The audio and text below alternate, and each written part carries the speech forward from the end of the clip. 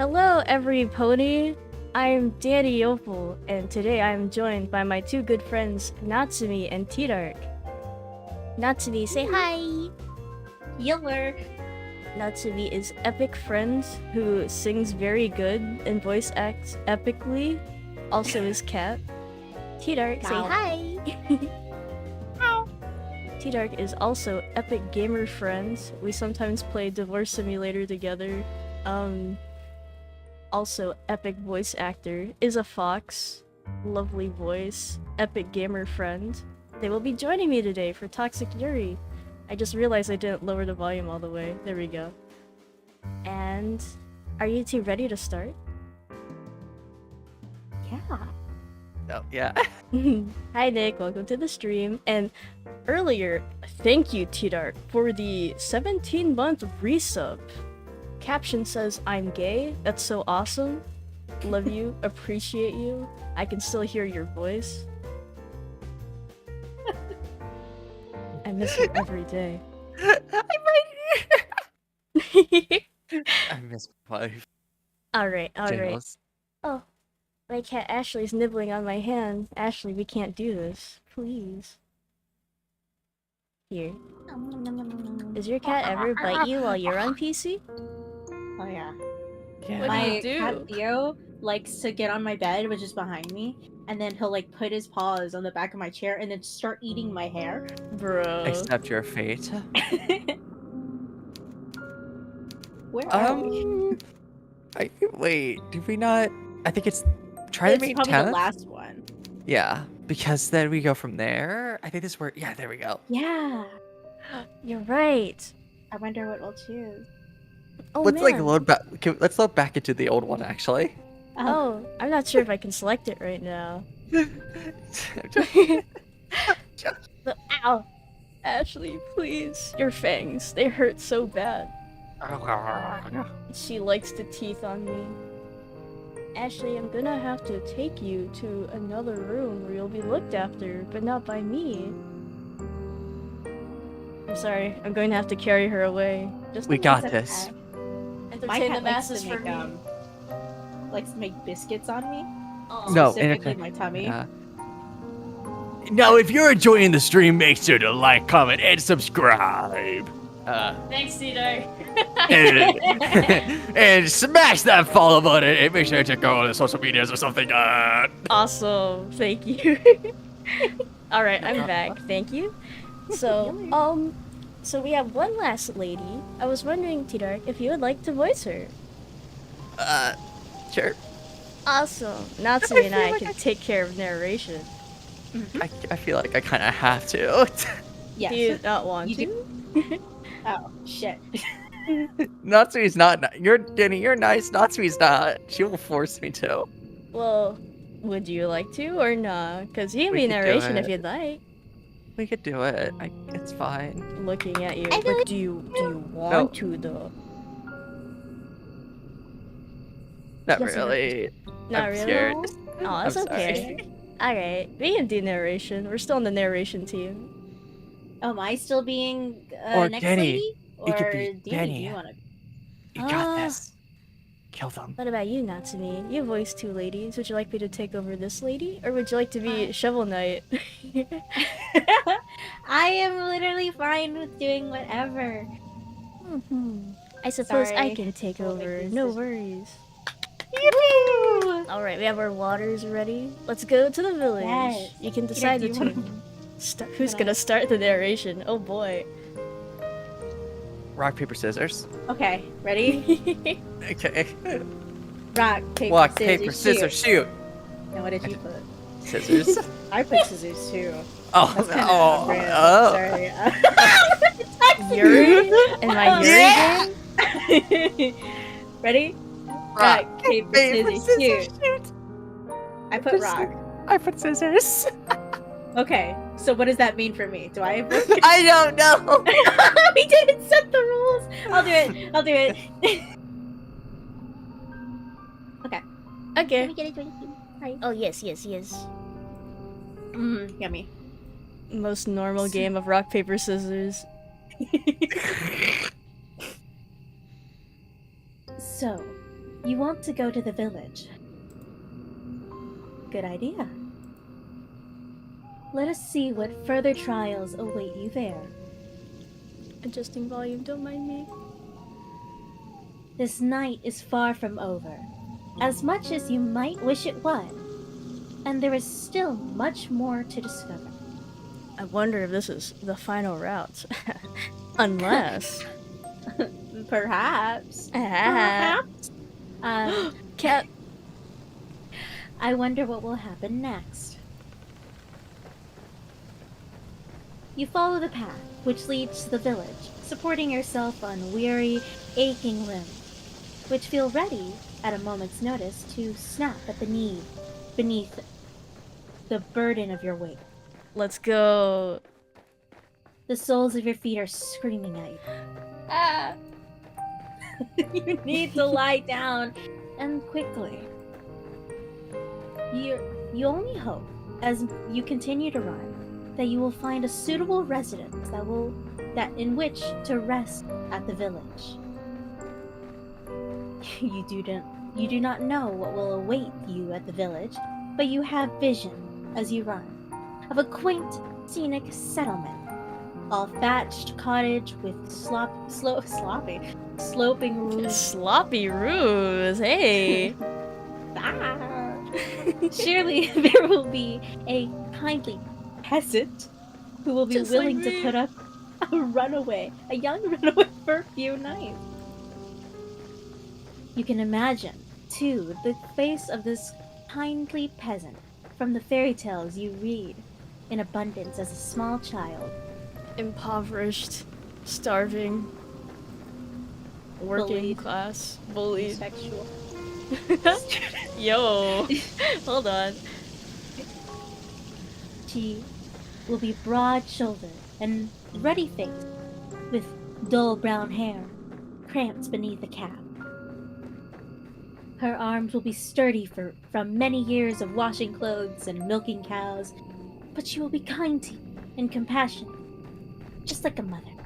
Mommy. I love how we're already, like, thinking of, like, who will meet. You do not know what mothers are like. You hardly ever spoke to yours. What was that Natsui earlier? Oh, sorry. I like how we're, like, already dreaming up of, like, this make-believe girl. Yeah, I think she does that at the beginning, right? She's like, oh man, I am idealizing someone who'll take me in and look after me. And not Please. kill me. And not kill me. Please, please, please, please, please. But you were only guessing. You are not a complete fool. However, despite your tendency to daydream, you do have a few reservations. Peasants do not, as you know from your precarious Voracious. reading. Oh, voracious? Yes, reading. You Yes, you got it. have much money, nor do they have much food. It might be hard to convince a resident of the village, even the kindly washerwoman of your fantasy, to take in a complete stranger. Please. Still, you must try. That is all you can do, really.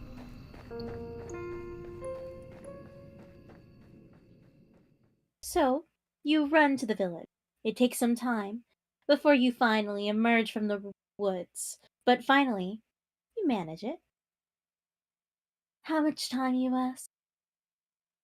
I cannot answer that.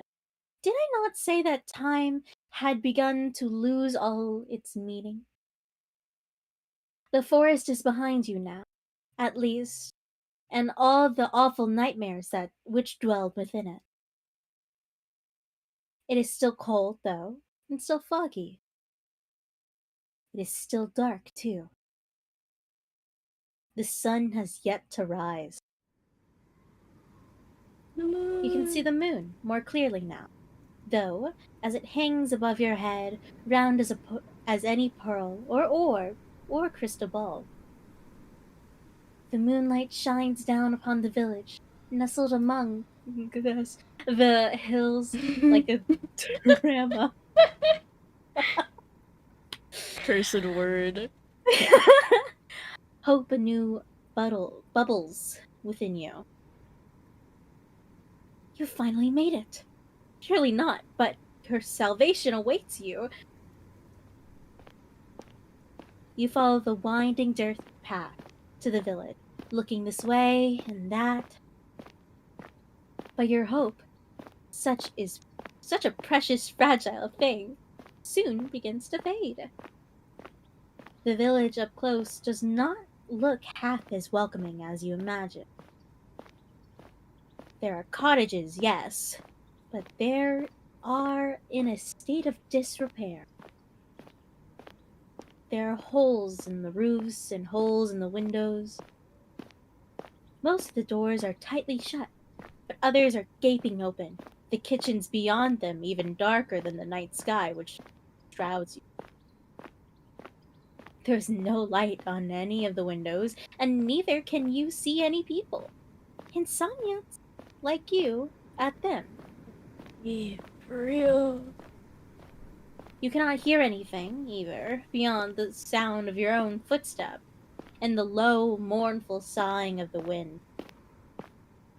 The village is quite quiet, eerily so. It is immediately obvious, even the naive girls such as yourself, that something terrible must have befallen this village.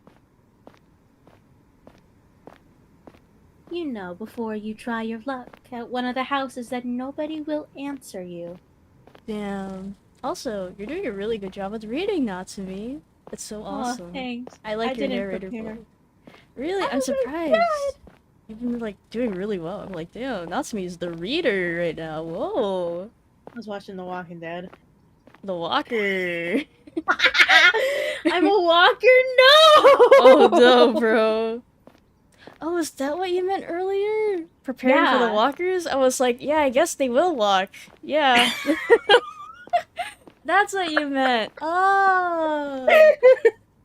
I see. What's happening here? Okay.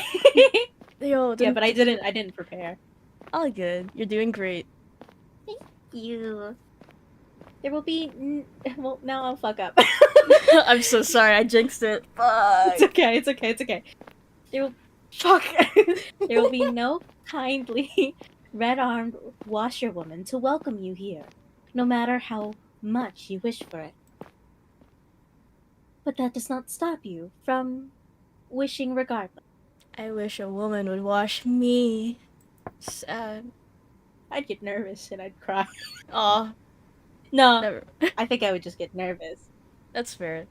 Hopefully you'll be able to relax and have a nice bath. Yeah. Mm. Your knuckles rap smartly against the wooden door. Your efforts soon prove, however, to be in vain.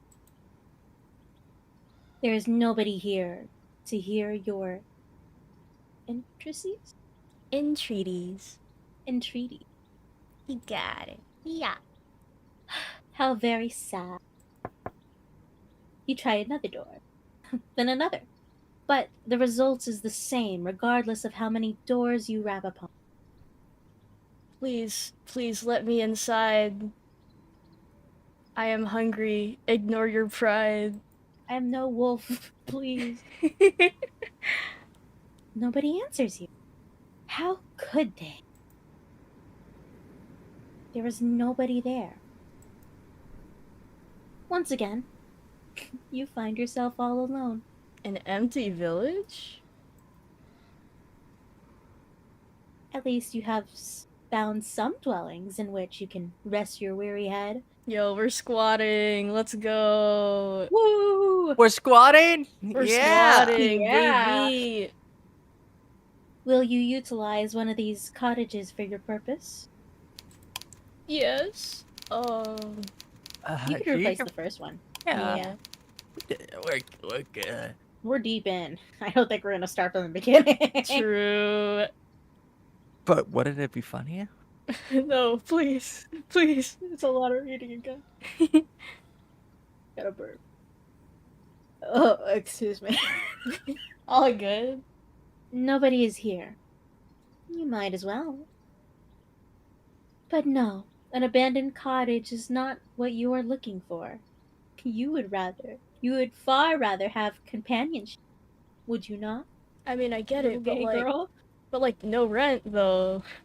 But like, Right. but like, Bravely, you swallow your tear. You wipe your eyes with the back of your arm in a well practiced motion. Then inhale. It's a deep inhale. You square your shoulders and you keep on going. what a trooper. Surely the village cannot be completely deserted. There must be one person here, or at the very least, who can help you. That is what you are thinking as you resume your search. Hi, Dylan. Is that my baby? Yes, in the YouTube chat. He said, He's "I'm just just a a girl." Yeah. Congratulations, Dylan. Yay! Congrats on transitioning. Congratulations. I'm so happy for you, bro. Yeah. Or sis.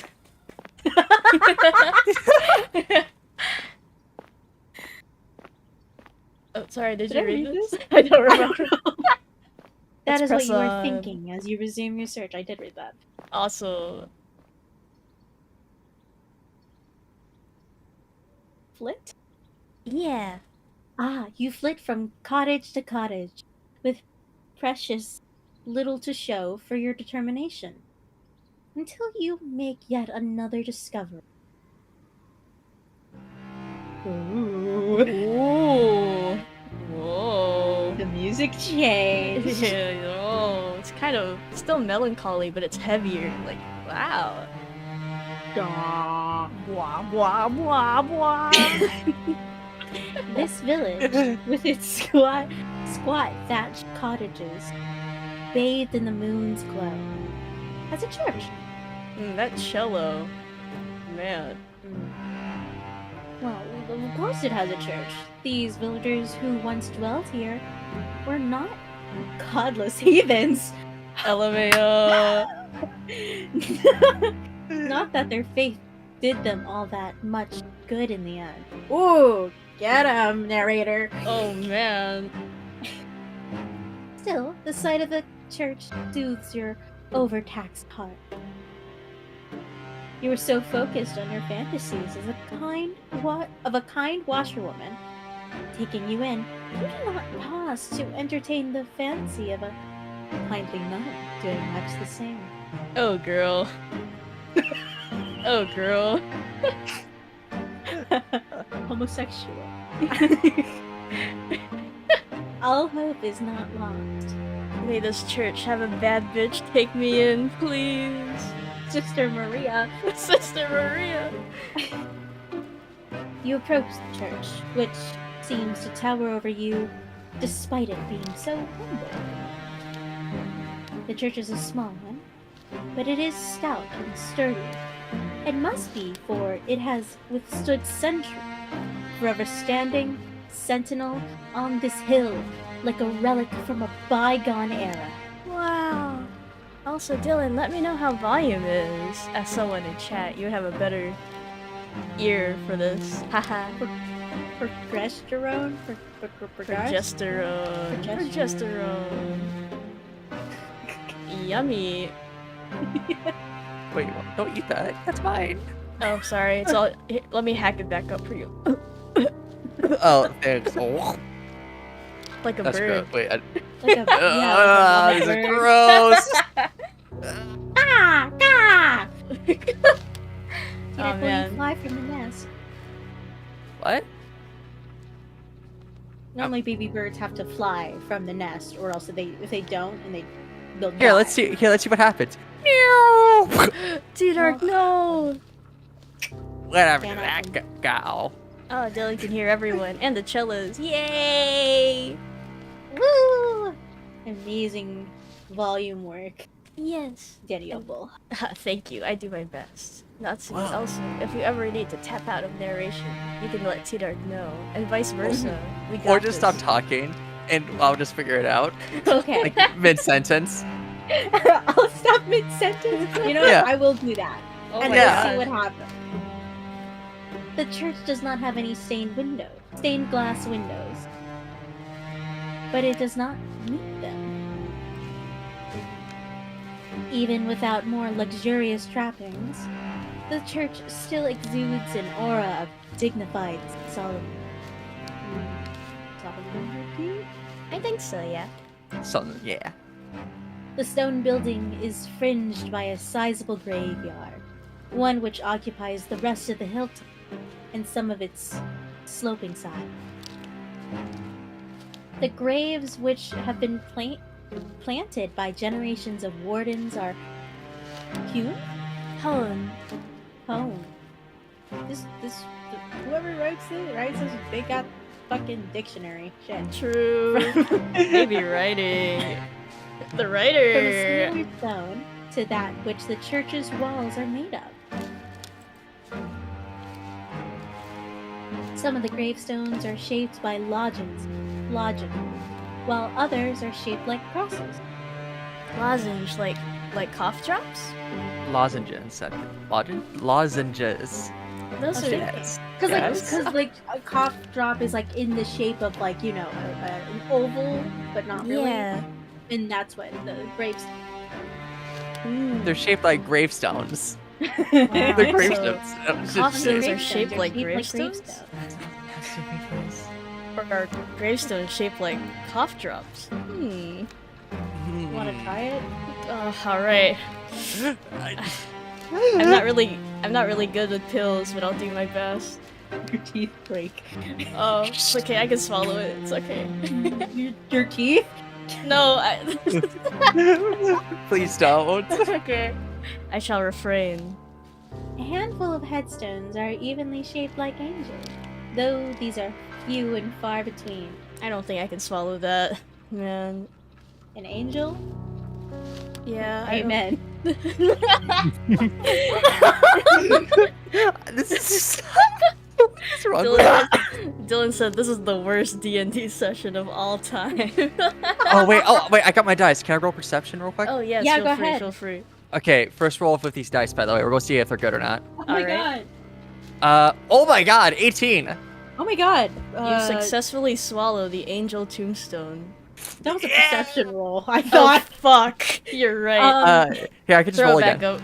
No, sorry, you have to hack it back up. I'm sorry. I also have my dice right next to me. So. Oh, you guys? Wow, does that make you the DM? Fuck. Oh my god. Yeah, Well, DMs here. also need dice. Here, Fuck. I roll to take over Nasumi's position.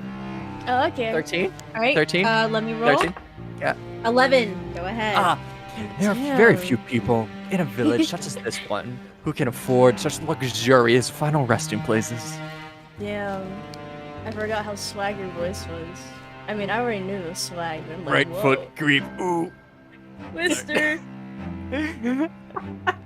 You look at the tombstones with almost a childlike curiosity, forgetting in your examination of the visceral, heart-rending fear which gripped you as you ran through the forest. You are out of the woods now, and you have subconsciously already begun to relax. Mistake number 1. Not being chill. You try to read the names. What was the word for this? Oh, I want to say hen. that's fair. I think it's pronounced like son, so I'm like, oh, it's probably home. Oh, that's smart.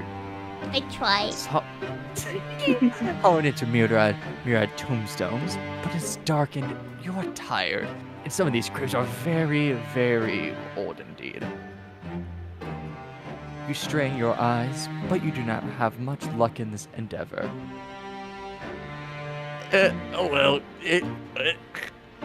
Such superfluous details are not important. Such a fancy word.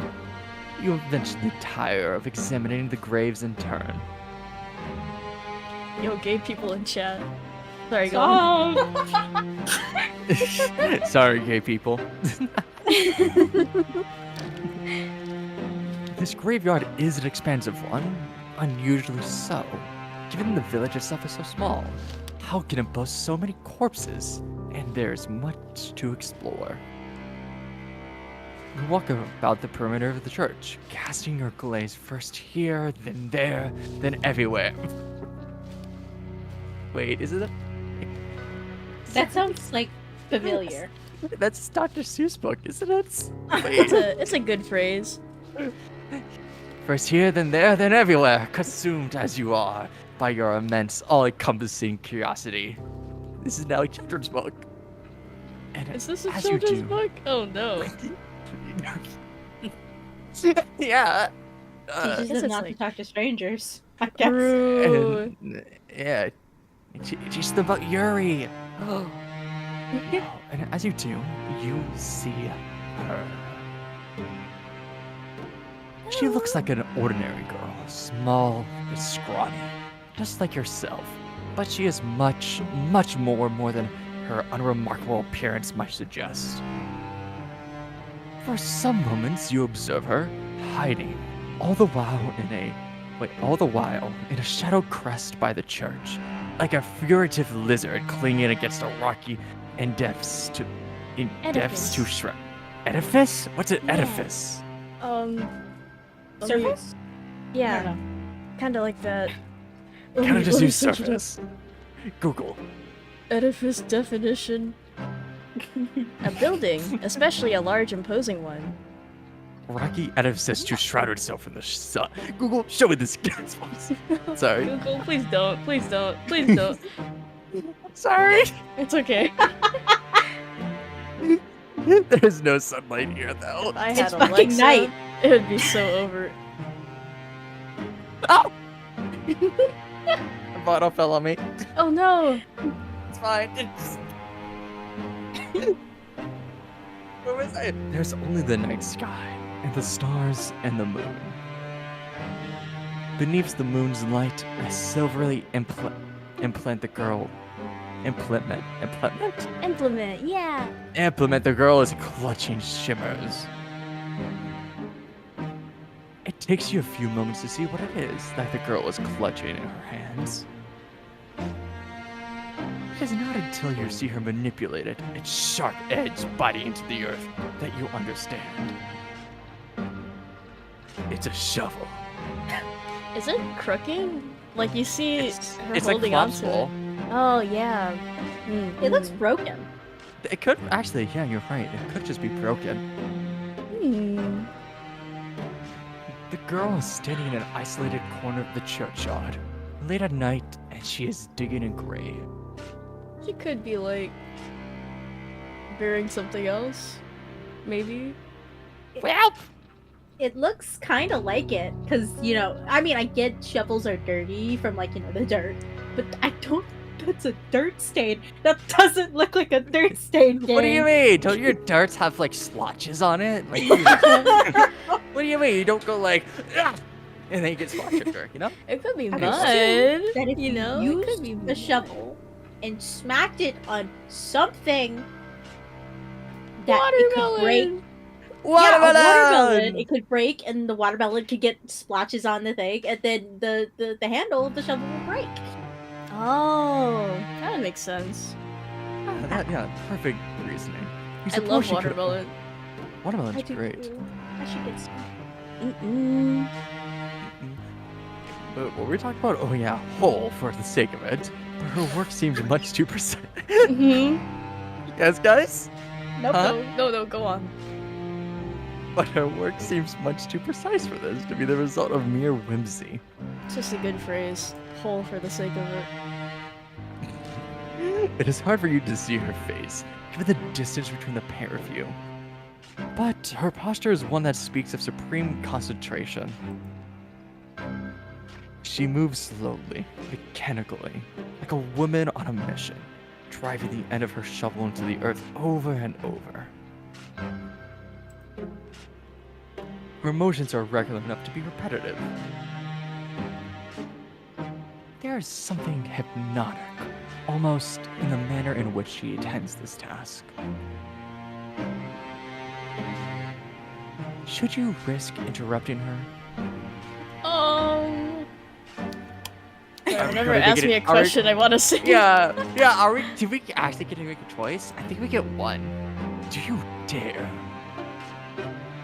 think it always asks us, we usually have a choice near the very end, and by then it's already too late, so like, Yeah. Yeah. All right. Wait. So you get the feeling that she would not appreciate it. Look at her. Oh. Wait. Were her eyes always open? Wait. It Yeah. was, but then she like sighed, and they closed like, oh, and now they're open again.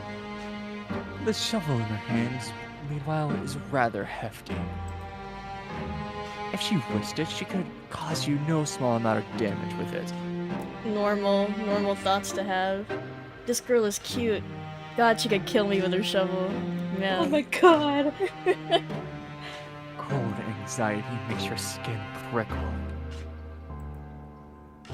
You do not know if you should risk speaking to her when she, in her dark cloak, with her shovel, looks so very strange. But what do you have left to lose? Your life. You have come this far. It would be folly to turn back now. I mean, we already kissed the mermaid. And the monster? Those were in another timeline. We're gonna die a different way this time. Oh, sorry, yeah. You know. It's with this thought in your mind that you decide to approach the strange girl. Not speak, roll. Oh fuck. Oh, 16. You rolled a 20. Your footsteps are quiet.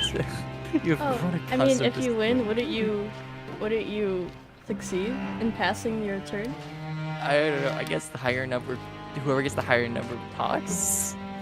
Maybe you could be like, whoever gets the higher number chooses what to do with narration. Yeah. But then the answer would be just to switch it off.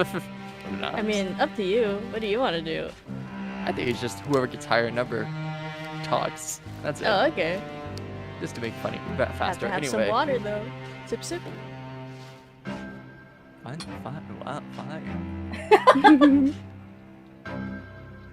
You will we're- hydrate. I did. Where are we? Anyway, you're slinking around like a cat or something, you know? Mm-hmm. But they are not quiet enough. Stomp, stomp, stomp.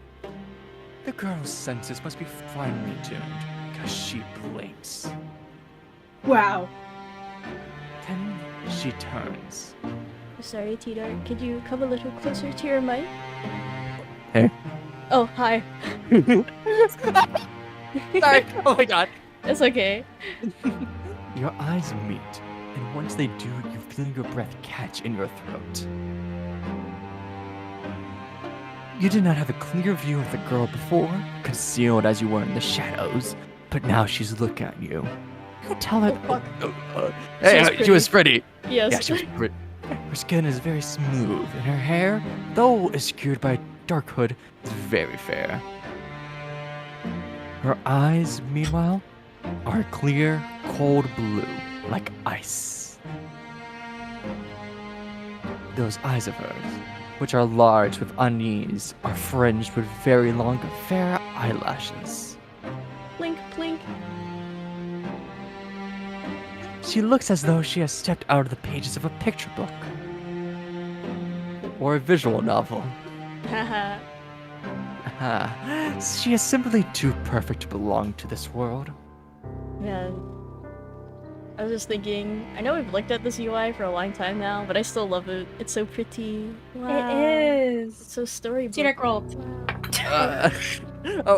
Uh, I wanted to surprise her. But it 17? is really pretty. I also rolled a 17. Oh wait, no, I rolled 11.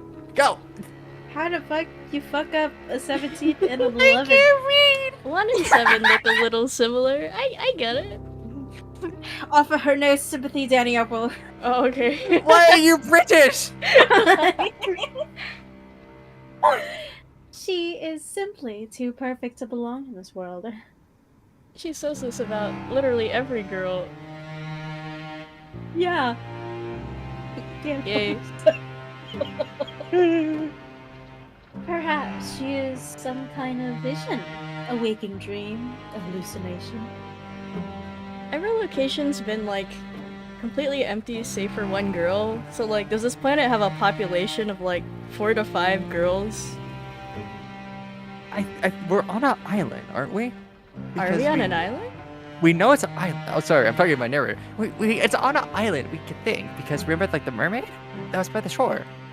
That's true, but like, it could just be like the edge of a country, you know, like a cliffside Uh-huh. of a continent, maybe. Maybe because like we're like, it seems like we're in a boarding school. If that makes sense. What? Okay, like our character is like from like a boarding school or something of the sort, so it makes sense kind of for like the middle of nowhere. Maybe we're in Ireland. They have beautiful cliffside beaches. Oh my god, potatoes. Yummers. But we could be on an island. I don't know. They haven't really established anything. It's very possible. Or maybe the narrator has some sort of power. Only young women. Everyone else will dissolve into dust. Or die of the plague. God. It's like a TV show sitcom. um, Are we in a what? sitcom? Oh God.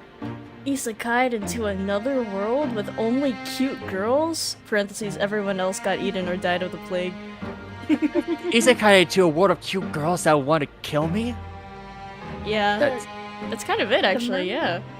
Oh, good. The mermaid did mention that they had a friend. We don't know how much that is true. True. So there used to be 6 people. Now there's 5. But the boarding school is also full of people as well. That's true.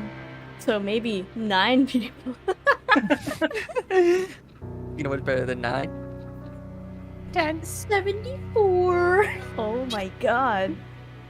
What is? Dylan says, I can't believe these cute girls are all felons? And their crime? Stealing my heart? No way. And burying me alive? No way. And locking me in the dungeon to eat me? Taking my breath away via drowning? Woo. Man. Sorry, you were narrating. Whoopsie. Yeah, where are No. we? Yeah, we're. Do you want me to read this again? Oh, sorry. Let me continue. But no, she is none of those things. The shovel she's clutching in her hands looks solid enough. It's... Ah, we're talking about a shovel again. It's pointed tip, glittering wickedly in the moonlight. Yes, Natsumi?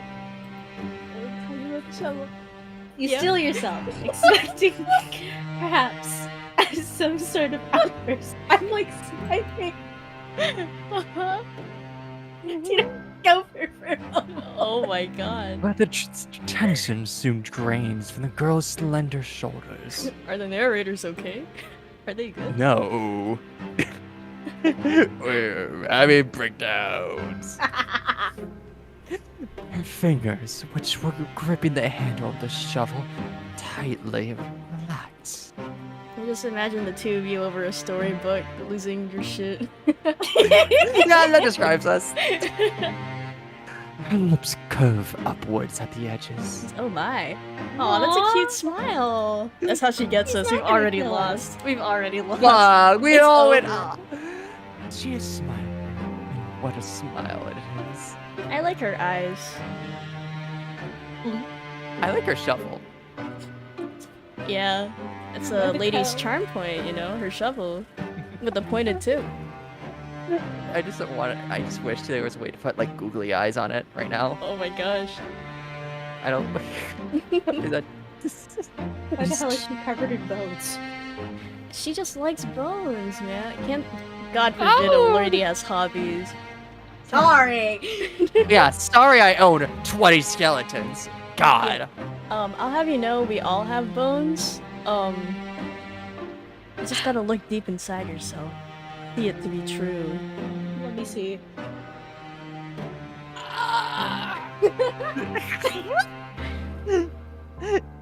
It is transformative. We to go, we to go. When she smiles, she looks radiant, angelic almost.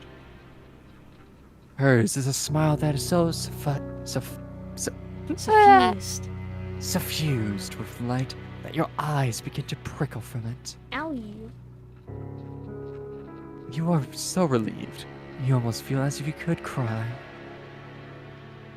It would not be the first time you have wept during this night, and neither would it be too surprising if you did. You have been through a lot. You must be exhausted. The girl holding the shovel seems to realize this, because she bridges the distance between you cautiously, as one might approach a skittish cat.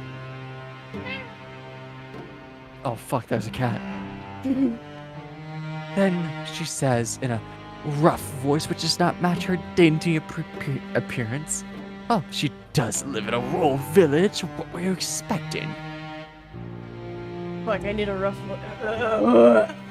Wait, I don't know why. It just says like sounds like, "Hey, everyone." Hey, what's up? What's up? Oh, it's so good to see another person. I was afraid I was the only person left alive. The only one in the whole world. No, this is quite the effusive greeting. Her introductory speech is riddled with exclamation marks. She is rather more personal than her apparel would make one suggest. You, well-bred young lady, cannot help but feel overwhelmed. It is your turn. It is your turn now to be on your guard. My turn? Alright, thanks. Oh, sure. Ta-da. I also did give you my second. Oh, that's what you were. Oh, that's so good, Natsumi. What? You're referencing the title? It's turn. getting lonely. No. Wait. Oh, I'm an idiot. Wait, Anxiously, you observe the girl with the shovel. No! What? Nazi, would you like to take over narration? Yeah. Okay. Roll for it. Oh, you're right. Yes. Fuck! I lost my dice. I'm going to do the 12. 7. You're rolling a d12? Yeah. We don't have time for this. Oh my god. 8.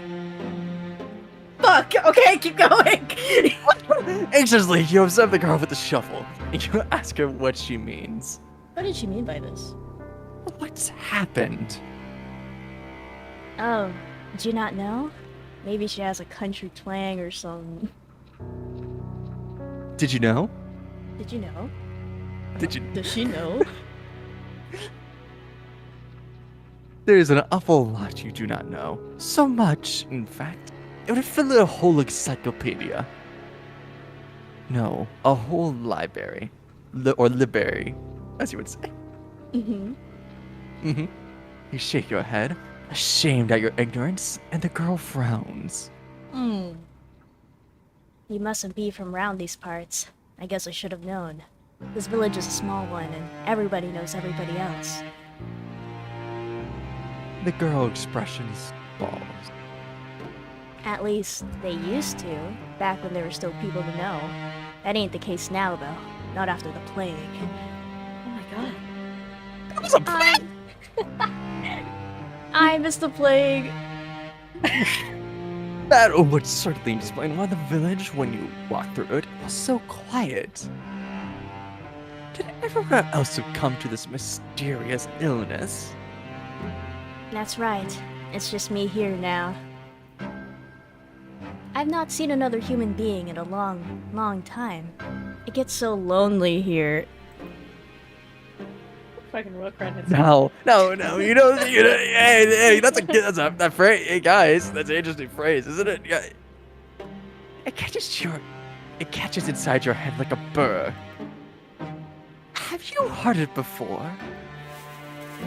You don't have much time to ponder this, however, because the girl takes a step towards you. Oh, but where are my manners? They must have gone rusty after being on my own for so long. My apologies, miss. You look like you've come a long way. You said you were a traveler, yes? And your hands are very cold, just like ice. Would you like to come inside? Maybe have something warm to eat and to drink? My home's small, I'm afraid, but my food ain't nothing fancy, but I'd be more than willing to share. It's not every day another girl stops by, especially not one as pretty as herself. I'm feeling very blessed. The girl laughs, a carefree, airy sort of laugh which does not match your initial impression of her. You thought, when you saw her among the graves, that she would be more distant, somehow more mysterious. Perhaps you're mixing her up with somebody else. Okay, Dylan, I was too nervous to voice Jane. I guess it took an entire plague for me to finally have a country accent. I'm sorry. Well, I'm sorry. You just lost your #1 subscriber. No! wait, Please! No, please! I take it back. I'll be Jane. I'll do it. I'm on my knees. Please. Please.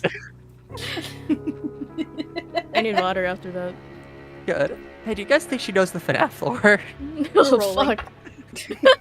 Fuck! It's a 6! Shit! wait, why am I rolling? D20. Cause Why am I... Okay, fine. What is that? 16? fuck. I have disadvantage. Okay. That's not a good roll. Roll. 9. Wait, no, that's a 6. Wait, Roll again then? I guess? Sorry, Danny, I'm so sorry that we turned this into a D&D game. It's pretty 11. funny. 8. Fuck yes! Yes! Yes! You suck! Oh my god. Ladies! Hey. Ladies!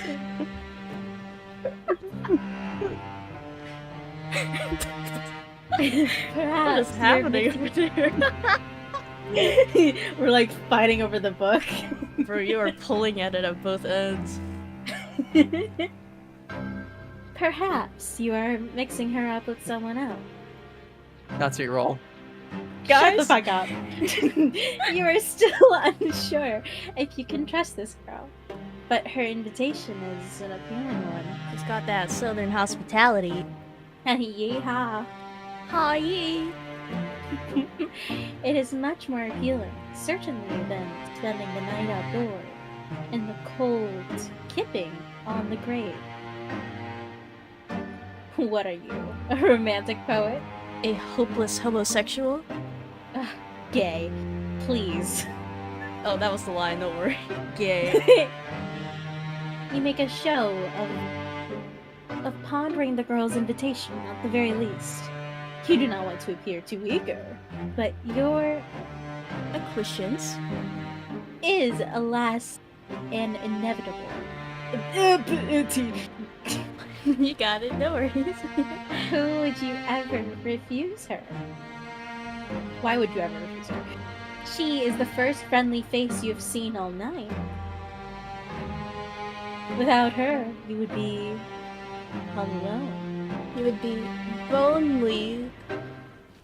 What? Get it? Because she has bones on her cloak. Got him. You like hear like the skeleton Minecraft sound? Oh no. Oh Your no. hostess leads you to a small, humble home located by a stone's throw away from the church, built in the shadows of a twisted, towering sycamore. The girl's home is in such a state, it seems a folly to even call it a home. A shack. Hovel would, to you, be the more appropriate descriptor. Not even a shack. Damn. Wow. What is a hovel? Hovel is like... I'm searching it up. It's like, it's a very, a small, squalid, unpleasant, or simply constructed dwelling. Ah. So like your first Minecraft home. The dirt house. Yeah. She has the green top. But when your hostess leads you inside, her eyes alive and she says, I'm sorry, wait, I need to take a screenshot of this. I want you guys to see what I see while I stream. okay. Mm-hmm. Cause Dylan said like, you guys want to see Kamala Harris, Danganronpa, and this is what I see in the corner of the screen. She's staring into your soul.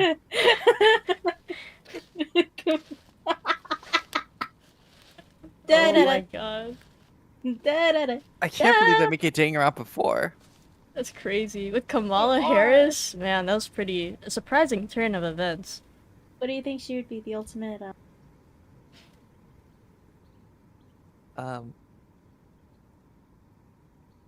Here we are, home sweet home. You don't have the heart to tell her that you don't find her home very homey or very sweet. That would be incredibly rude. As a guest, you ought to be more appreciative. The ultimate giggler. Half-heartedly, you look around your newfound surroundings. The ceiling is supported by wooden joists, and it is precariously low. Not so much so that you are in danger of bumping your head, but just enough to feel claustrophobic. There is a fire in the corner, though it is not consigned to a grate. You got it, yeah. The fire inside is blazing in the open. A circle of logs set alight, like a scene from a witch's kitchen. That's kind of dangerous. It sounds so cozy though. Above the fire hangs a silvery pot, suspended from one of the wooden eaves. Other objects of interest are hung from the eaves. Iron implements you take to be cooking utensils, various herbs, and strips of meat left to cure. The smell of cooking fills the air, mingled with the sharp, sour scent of unwashed bodies. Are they dirty? Take a...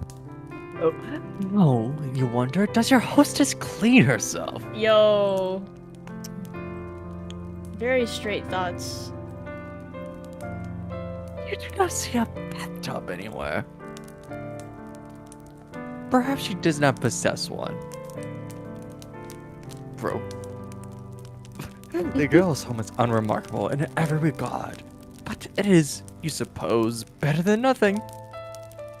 Back You know. in the day, I guess if they weren't wealthy, did they simply bathe, Communal Like buckets. bathhouses or buckets, the river? rivers. Yeah, I wouldn't do it in this day and age.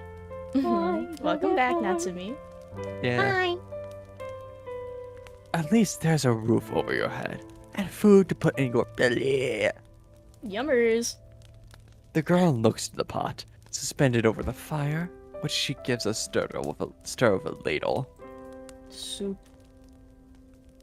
Then she brings the ladle to her lips to taste whatever concoction she has brewing within it.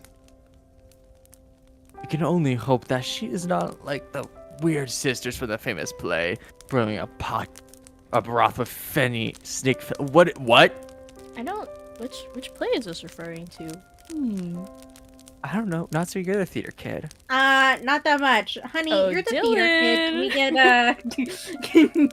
A play Dylan! with sisters making soup with Here, fenny hold snake up. fillets? Sisters making fenny snake fillet soup.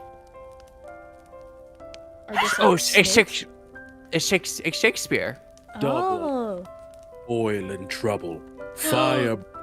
Oh! Hi, Dylan. Hello, Dylan. You're cutting out so bad, but hi.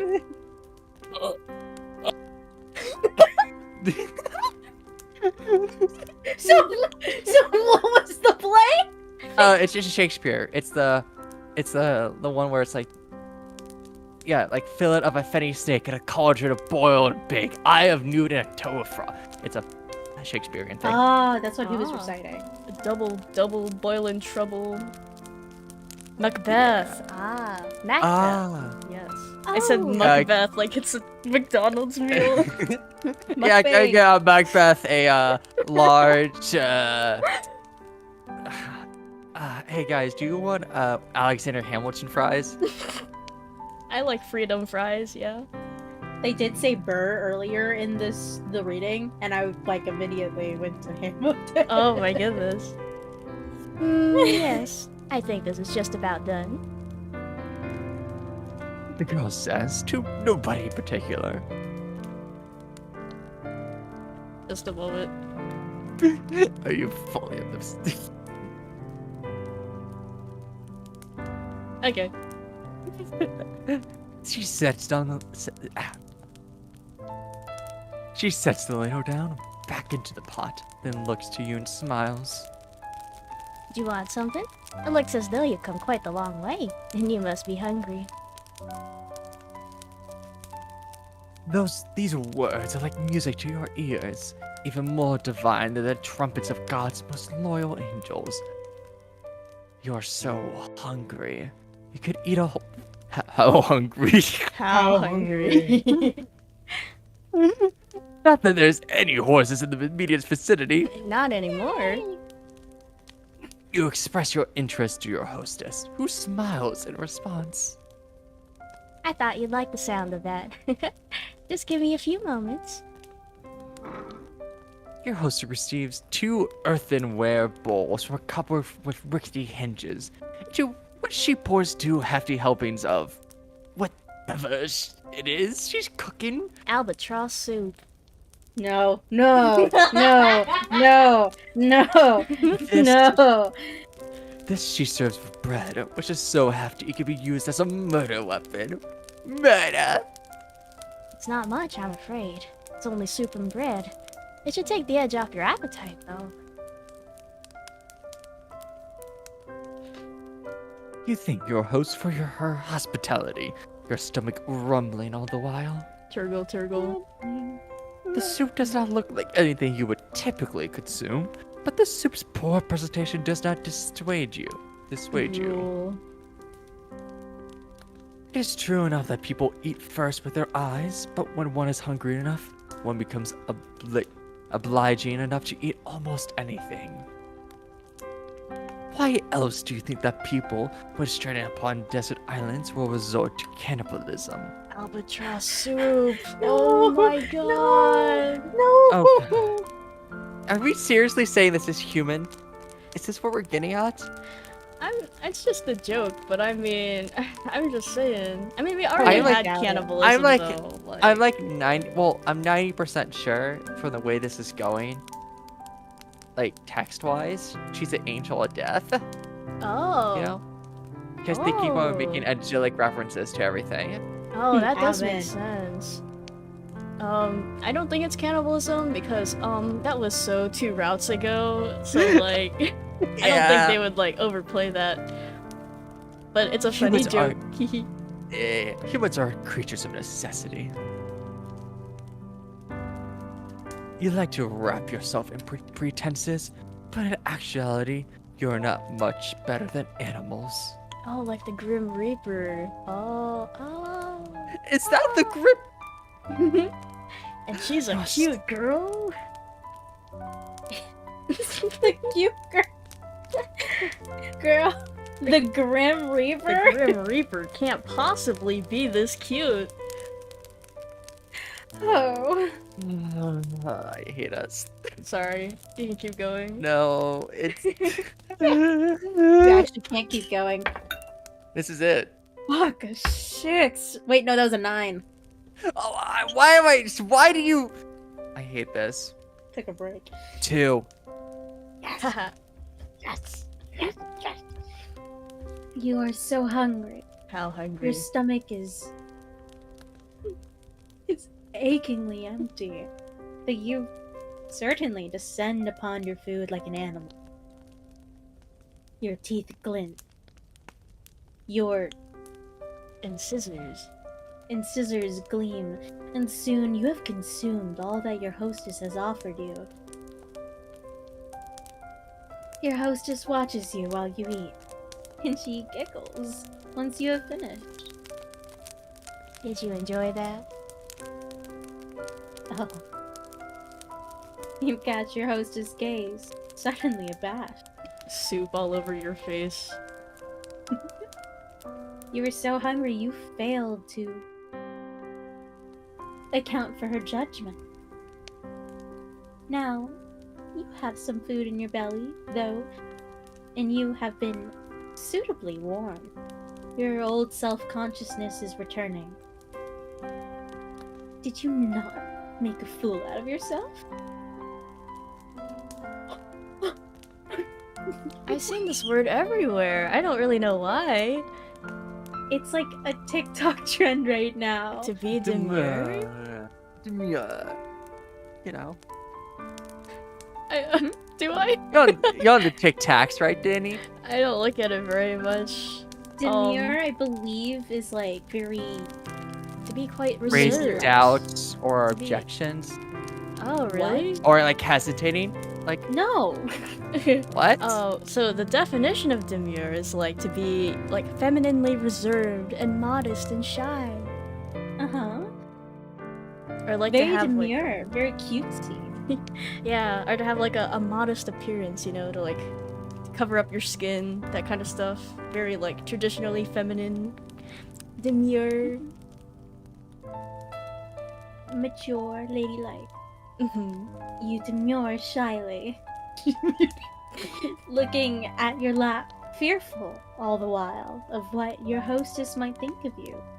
So that's a TikTok trend? Being demure? Yeah, the TikTok trend. Wow. You do not want her to take it against you. Welcome back, T-Dark. Fortunately for you, however, and for your fragile ego, your hostess is not the judgmental sort. I eat like that too. She gets on all fours and just starts eating off the floor. Yes. She's not like the other girls you grew up with. Very demure. Well, I'm glad you enjoyed it. It's nice to see my food being enjoyed so heartily. I know I'm not the best, but I've been practicing for a long while. I used to cook for my father all the time, you see. This remark catches your attention. The first male character we've heard alluded to all game long? You're right. Quizzically, you look at your host. Your abashment over your animalistic eating habits suspended. What happened to her father? Who do you think gave you the soup? Oh. It seems a grim thing to contemplate after having eaten. But didn't your hostess mention something about a plague? Yes. Your hostess says, her voice soft, now and serious. That's right. There was a plague. And what of the villager? What of her father? What do you think? They're all gone now. Gone. Girl. Yes. You see, when there's a plague and people are gone, that usually means they died of the plague.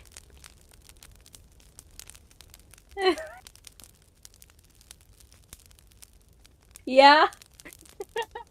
Your hostess rearranges herself upon her chair, one slender leg folded over the other. Then she begins her tale in earnest. My family has a history. We've lived here for centuries by the church, so we can tend to the graveyard. Ah, so this abode is centuries old then. It would certainly explain the dirt. My father used to prepare bodies for burial back when he was alive. He built the coffins and he dug the graves and he lowered the coffins into the dirt. I know it might sound like an awful job, but somebody's got to do it. There's no sense averting our eyes from death, not when it happens to the best of us. It's a noble profession, one that's been handed down in our family for generations. My father's father was a gravedigger, and so was my father's father's father, and my father's father's father's father. Digging graves is in our blood. It's who we are. My. That was a surprisingly pretty speech. Coming from a girl who lives in the countryside. A girl who is without much in the way of education. I can't read. It is apparent, just to listen to her, and the way she slurs her syllables together, that she's never had an...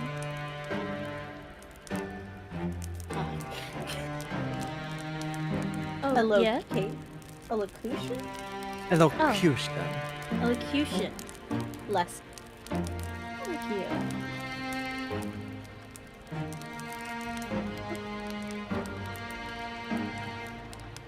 There is a determination, however, in her, and a pride in her genealogy, which gives her a respectable aura. You cannot help but be impressed. Aura was a thing too, wasn't it? Man, I need to keep up. So you ask your hostess, does that make her one of a long line gravediggers? Yes. Your hostess, the gravedigger says. That's about right. Though I was never supposed to be a gravedigger myself. It's not a woman's profession. That's what everybody says. My father didn't mind that, though. He taught me everything he knew, and then some. I might be a woman, but I have plenty of upper body strength. I can dig a grave just as well as my father could, without breaking a sweat. To the despair of my mother up in heaven, I'm sure. I'm sure, if she were still alive, she'd rather I focus on more feminine pursuits like basket weaving or sewing to better attract a suitor. Not that that would do much good now. There's nobody around who'd court me, not for miles and miles. Me would. And what happened to her mom? She died. Shit. Yeah, she's dead. He died when I was very young, during childbirth. I was only 5 years old. Oh. I was like, how would she have died? And how could you have been 5 years old when she died giving birth to you? No, that's not what she meant. Okay. Like, I guess giving birth to A sister or another... brother, Yeah. yeah. But my brain was like, huh? Oh well. You can relate to her, at least upon this point. Your parents are not dead, at least not as far as you're aware, but you have not seen them in an awfully long time. They're dead to me. And they sent you away as soon as you were old enough, and they never once bothered to check upon you. For many years, there have been no letters nor any visits. You offer the gay digger your condolences. You do not know if they will help, but you feel like you cannot say nothing. That would seem heartless. The gravedigger, however, does not seem too upset by this turn of events, because she's smiling. I'll bet. Somberly. I think, I Somberly. don't know if that's a typo or not.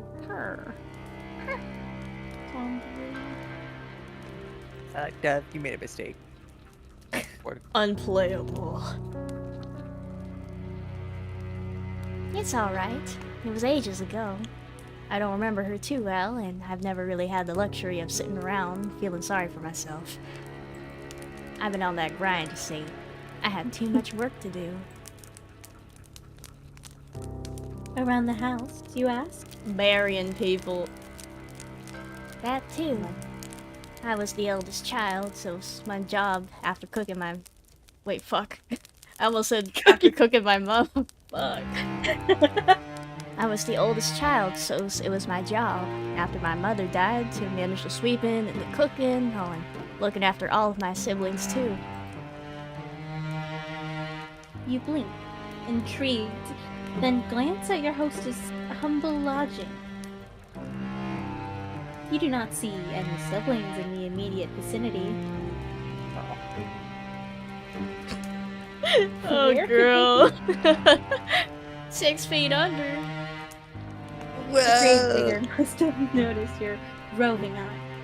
You are not being... I had siblings. 2 younger brothers. They're both gone now. Oh, girl. L. You know, L! I noticed there was no one else in the village. Did they just leave? Like, what happened to them?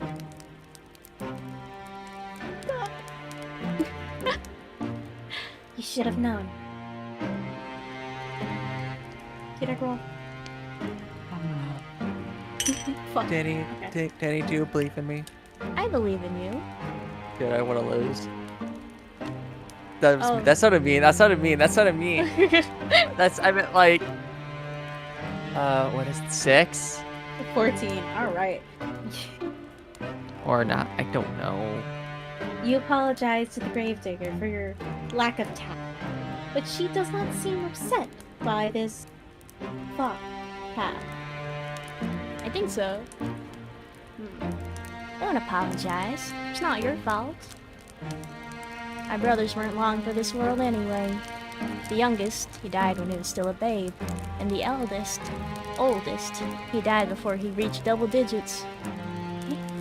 I was upset about it at the time, of course, but I've come to terms with it. Life's a fleeting thing in this wicked old world.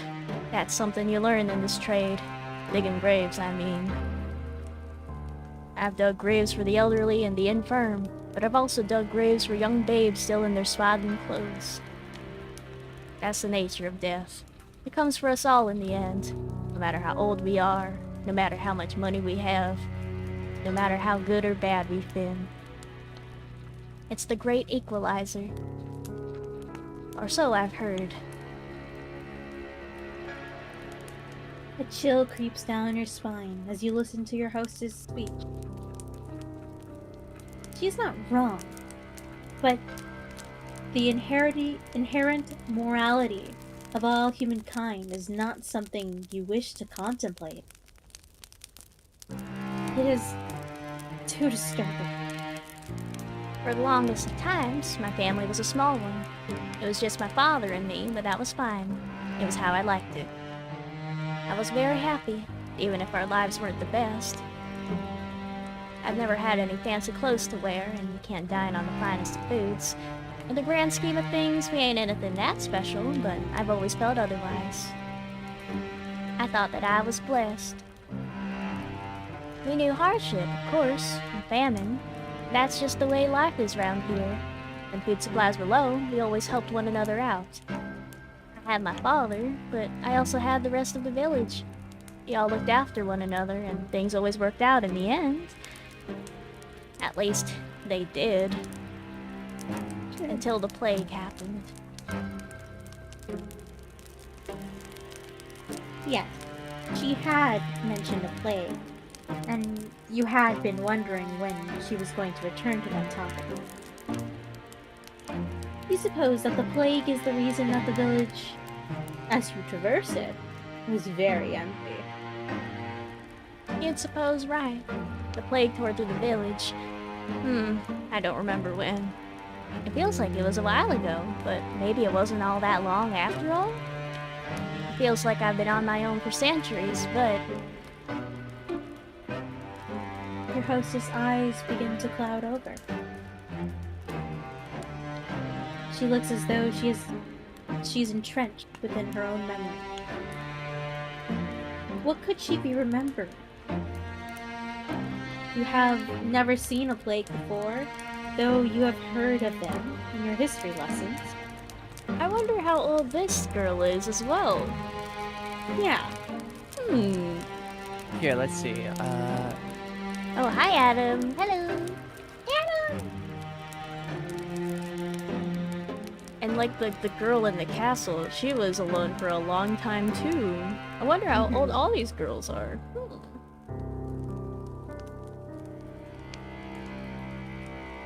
Should I wait, Peter? What? Oh, I thought you were looking something up. Oh, what was supposed to... All good. Your history professor was quite enthusiastic about the subject.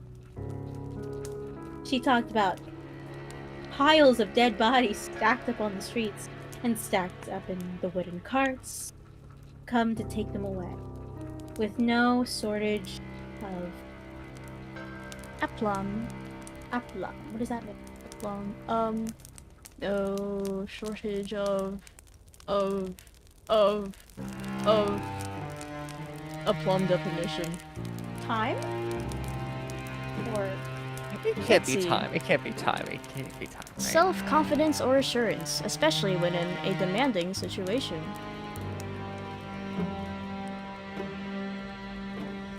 okay.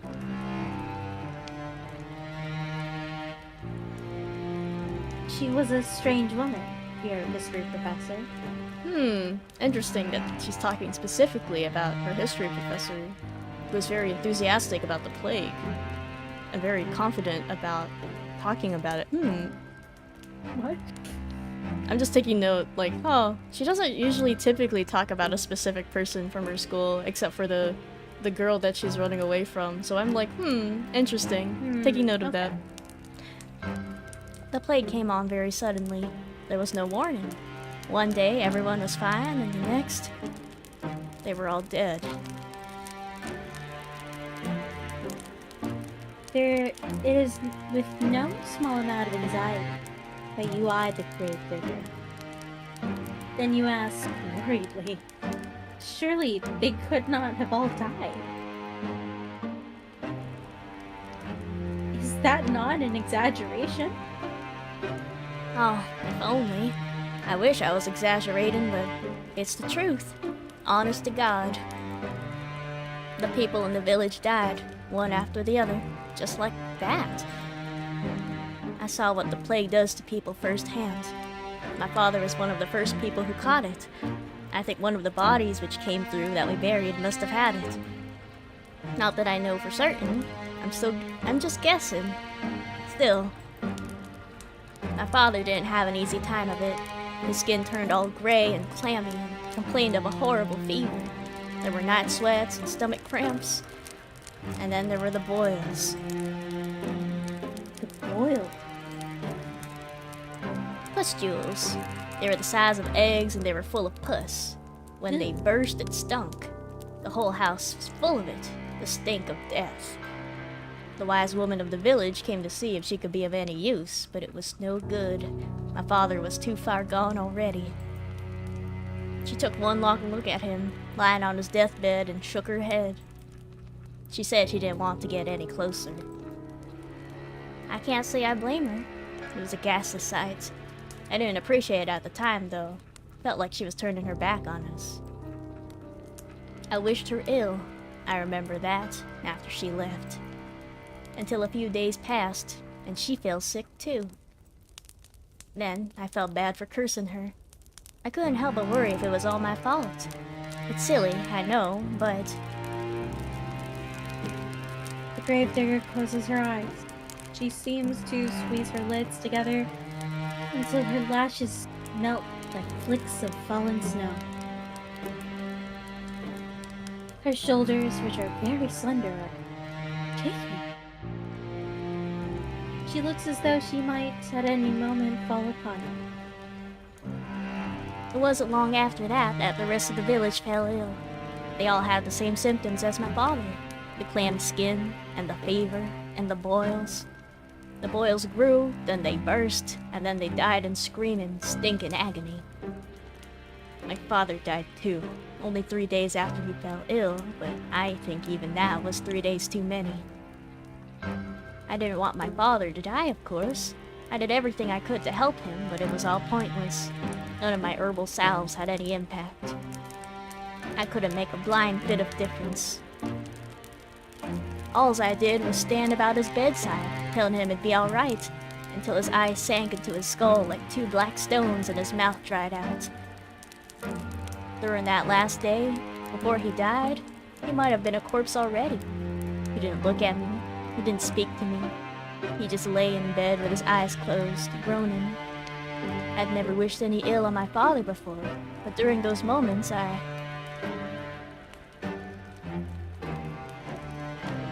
The gravedigger squeezes her hand, which are resting upon her black-clad lap, into fist. She trembles. Then, in a voice throbbing with awful emotion, she says, I wish he'd just died.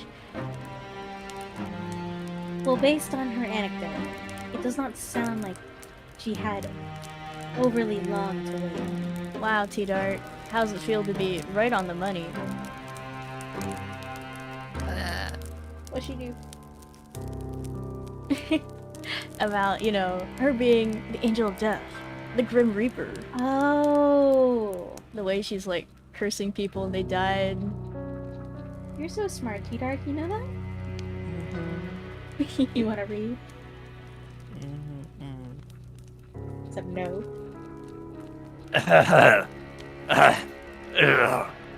Right foot creep. Ooh. Sorry. I wonder if she would consider that a silver lining. No, perhaps not. The gravedigger is still shaking. Man. She will not cry, will she?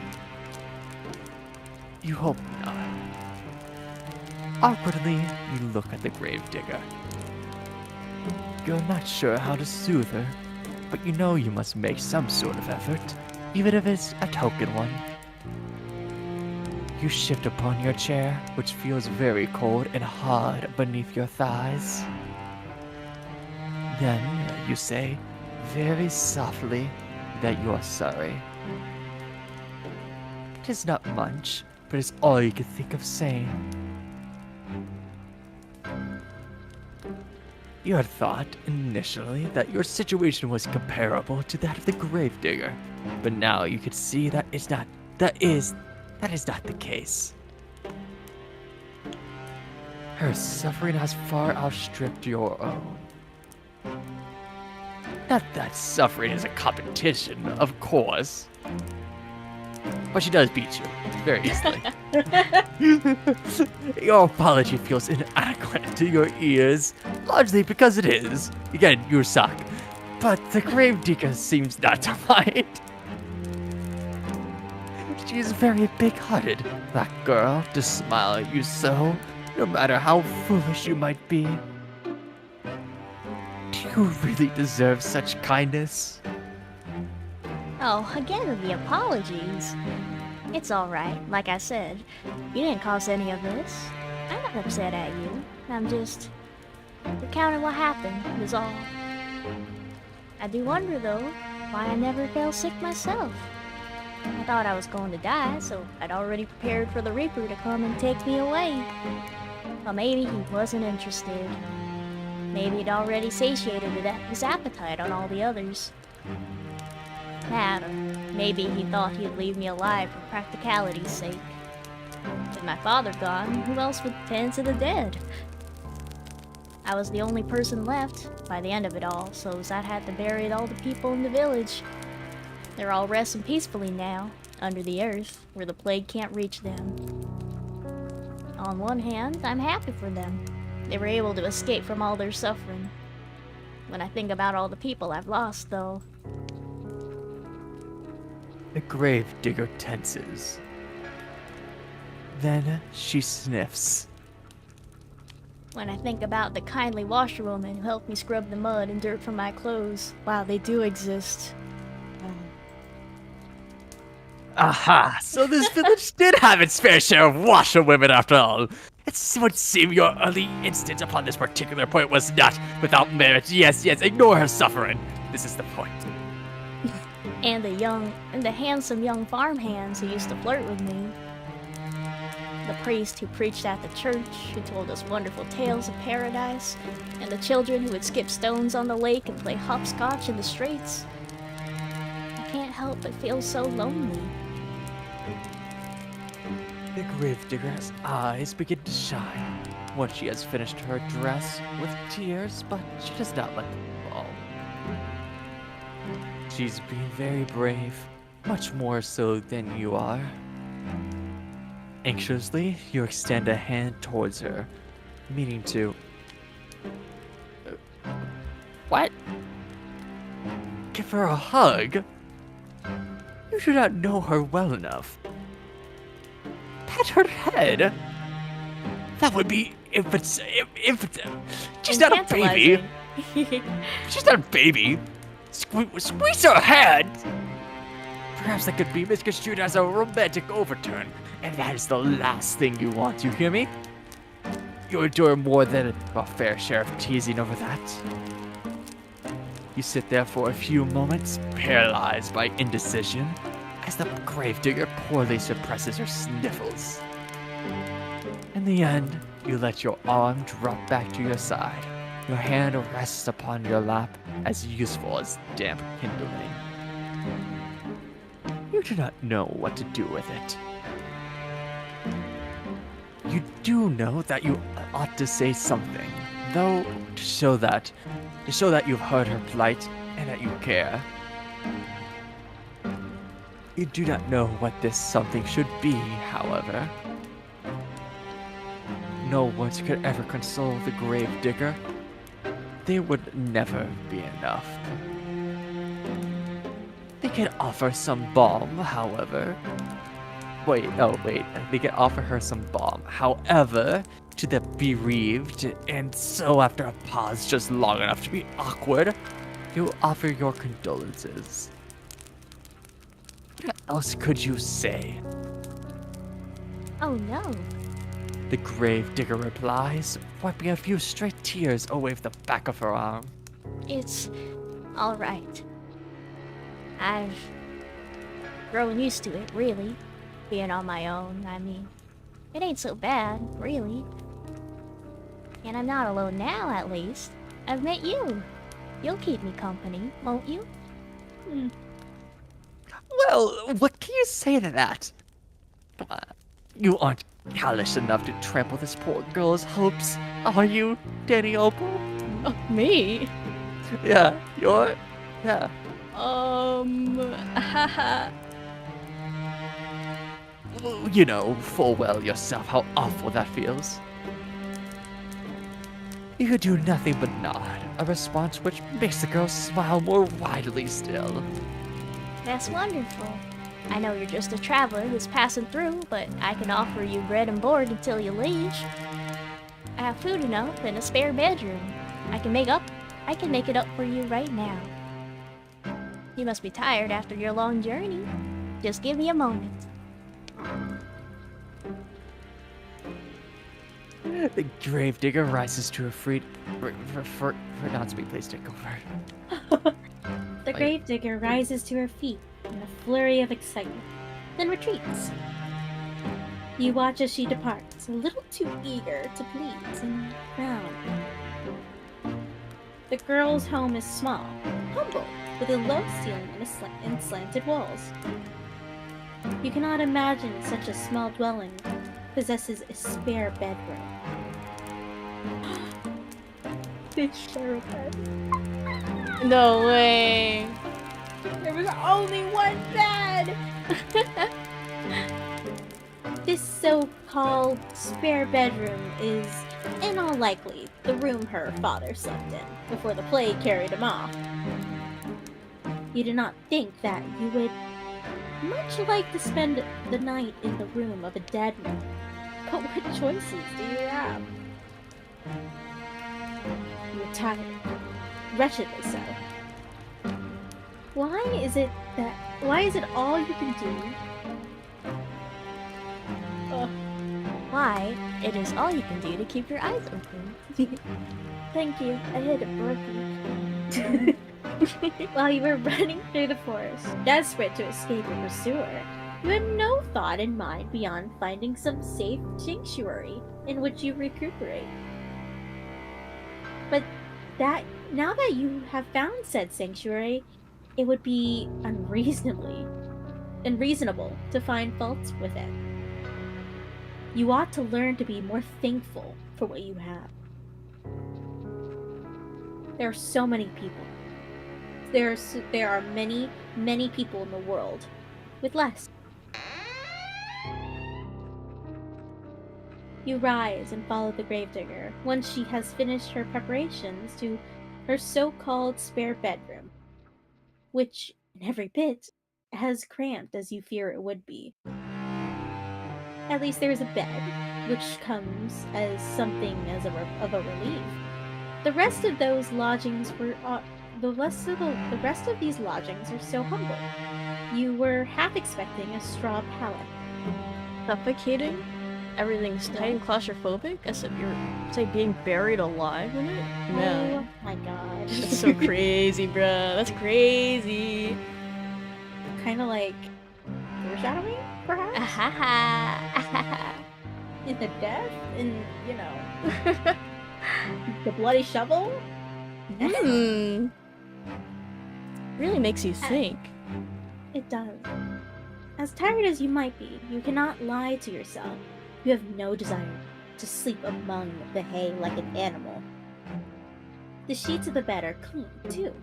In fact, you discern, with a cursory glance. Yeah. So you will not be expected to sleep upon the sweat-soaked linen of a plague-ridden man after all. This is really your lucky day. Yippee! I got you this too. The gravedigger says, somewhat shyly, as she hands you a folded gown. To sleep in. I thought it might come in handy. Your own clothes are, a little shabby. She can say that again. Your skirt is covered in mud, and the hem is torn and ragged.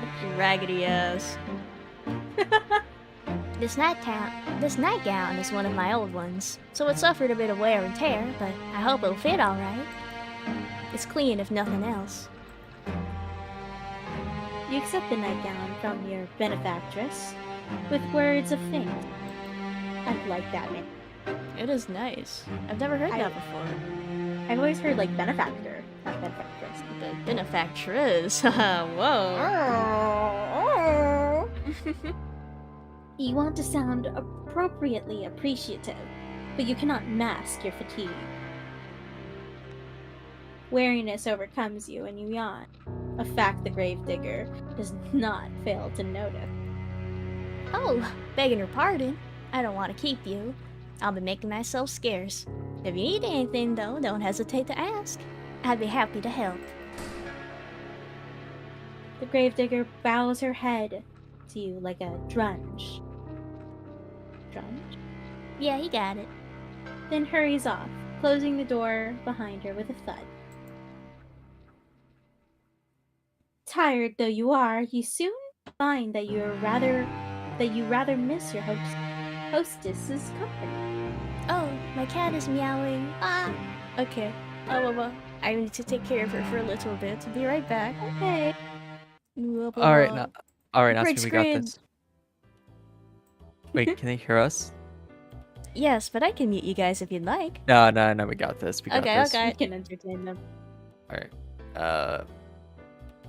Hey. Hey. Hey. See, I don't do the streaming thing. Well, I don't think either of us do. no, let I my got cat this. inside. Hi. Oh, Oh, that that was was quick. fast. Oh, yeah. Wow. I didn't even Thanks for say. covering for me, guys. You're the best. Yeah, it's okay. We did the sponsors. Awesome. Okay, Yep, volume right, that's back. Oh, sponsors. Yes. Oh, whoops, wrong button. Okay. And the face of her good-natured smile, you can almost forget all of the hardships you have hit Hitherto. what? You got it. Hitherto. Yeah. Hitherto. Oh, there's a TH, not a separate. Okay. Endured. In her absence, however, your lodgings feel almost unbearably cold and inhospitable. Only there was a cute gravedigger girl who could help keep it warm. Oh man. Oh man. There was 2 beds Curses. in 2 separate rooms. Ah! Oh! You suppress a shudder and unclothe yourself. You work as quietly as you are able, but your fingers are cold, and they fumble with the buttons of your blouse. It takes you more time than you would like it to complete this endeavor, but you soon have your shirt and your skirt dispensed with. You are too tired to fold them neatly, so you do not bother to fold them at all. Instead, you cast them carelessly upon the floor, as defiant as a sulky child, then pull on your new nightgown. Your hostess' earlier warnings were apt enough. It is quite warm, but it fits well enough. It is more comfortable, at least, than your old uniform. You endured worse. Ashley, no, please. Newly dressed and ready for bed, you loosen your hair from your braids and settle down among the sheets. Do do do do do. Do-do-do. Bum, bum. It is with a sigh you extinguish the weakly flickering candlelight which burns on your bedside, and with another sigh that you lay your head down upon your pillow.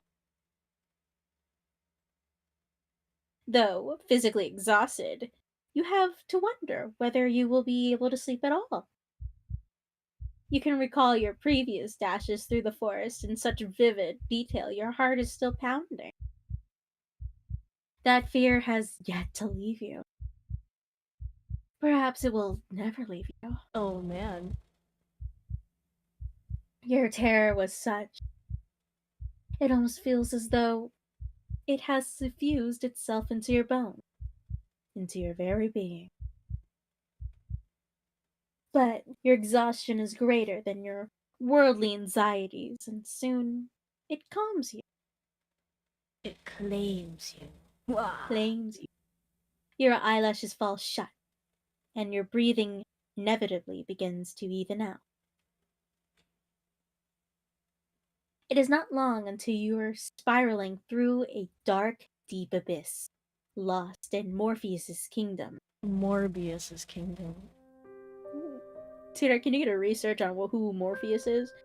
Oh yeah, everyone knows who Morbius is. You remember Not the movie? Morbius, Morpheus. Oh, how do I spell Morpheus? It's like M-O-P-H. Wait, hold up. I'm bad at words. What? M-O-P-H. Oh, M-O-P... M-O-P-H. I don't know the rest. E-U-S. Morpheus. Morpheus, one of the sons of Hypno, the god of sleep. Ah. Oh, okay. That makes sense. I like my I was answer thinking it would more. probably be like leading into the god of death, but you know. Oh. I like mine more, Morpheus showing up. But you sleep. But your sleep, despite your wearied state, is not as restorative Yeah. as you would hope. Your imagination has always been overactive, even at the Conservatoire. conservatoire. You were frequently beset by dreams of the most vivid nature. The dreams that you have this night lying beneath unfamiliar sheets upon an unfamiliar bed are no less intense as usual. In your dreams, you're back at the fuck, you told me. Conservatoire or conservatory, but it's Conservatoire. like spelled in a Oh, fancy way. conservatory? Maybe it's Oh. conservatoire. I think this I don't know. person's British. Sorry, what? You think the author's British? Oh, I don't know. Maybe they're just fancy. Oh. The place where this adventure of yours began. You are wearing the crisp white blouse you once discarded, and your gray, unremarkable skirt. Are we getting lore? Your hair is tied in braids, and your eyes are downturned, forever focused upon your feet. I think she just has a very bland, very grayscale boarding school uniform.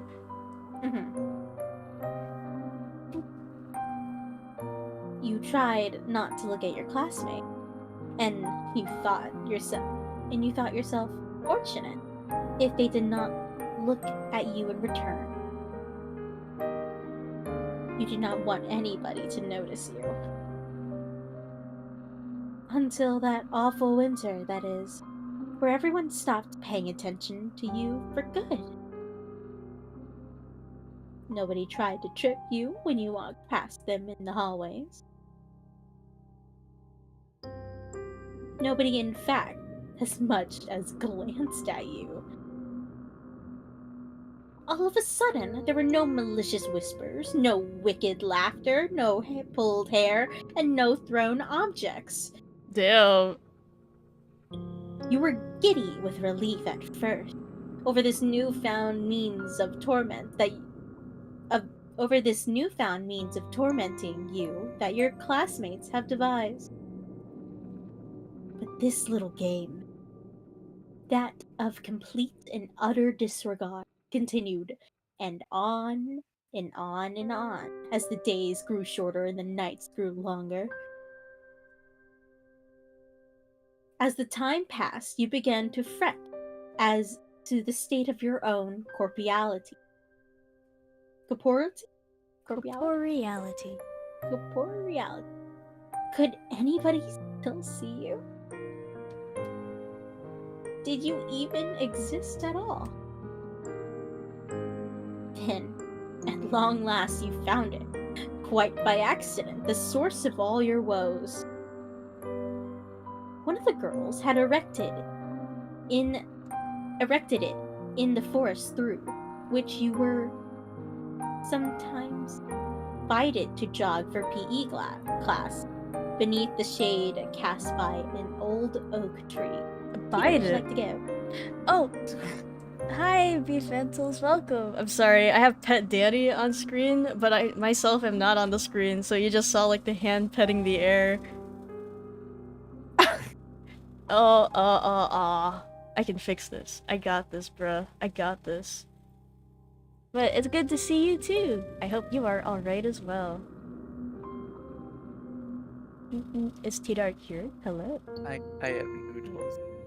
You have noodle? Would you like to read or would you like to eat your noodle? I can do both. No, Oh, don't choke. that's true. God. Yes, be careful. You just start hearing me choke. It's like, Dina. You've done it before. Oh Have no. You choked in front of me. I choke on water. Anyway, Yeah. it was a makeshift tomb. A small, meager monument made of stone, upon which one of your classmates had they put a fucking name on it. Your name. You knew it at once, as you stood there, standing beneath the shade of that ancient tree. That this was the reason behind your classmate's silence. Damn. This is why they had for many months been ignoring you so assiduously. Assiduously. Assiduously. All good. Thank you, Daddy Opal. They had buried you Damn. Alive? in their hearts, Jenny. Oh, You had my bad. already. You're good, B. You already died. Sorry. Yo. Good morning. Your eerie dreams notwithstanding, you sleep more comfortably than you had anticipated. When you wake the following morning to the sweet chirping of bird song, feel well rested, a bit, albeit a woozy. Woozy. Your head is aching. It is nothing, however, that a cup of hot tea cannot fix.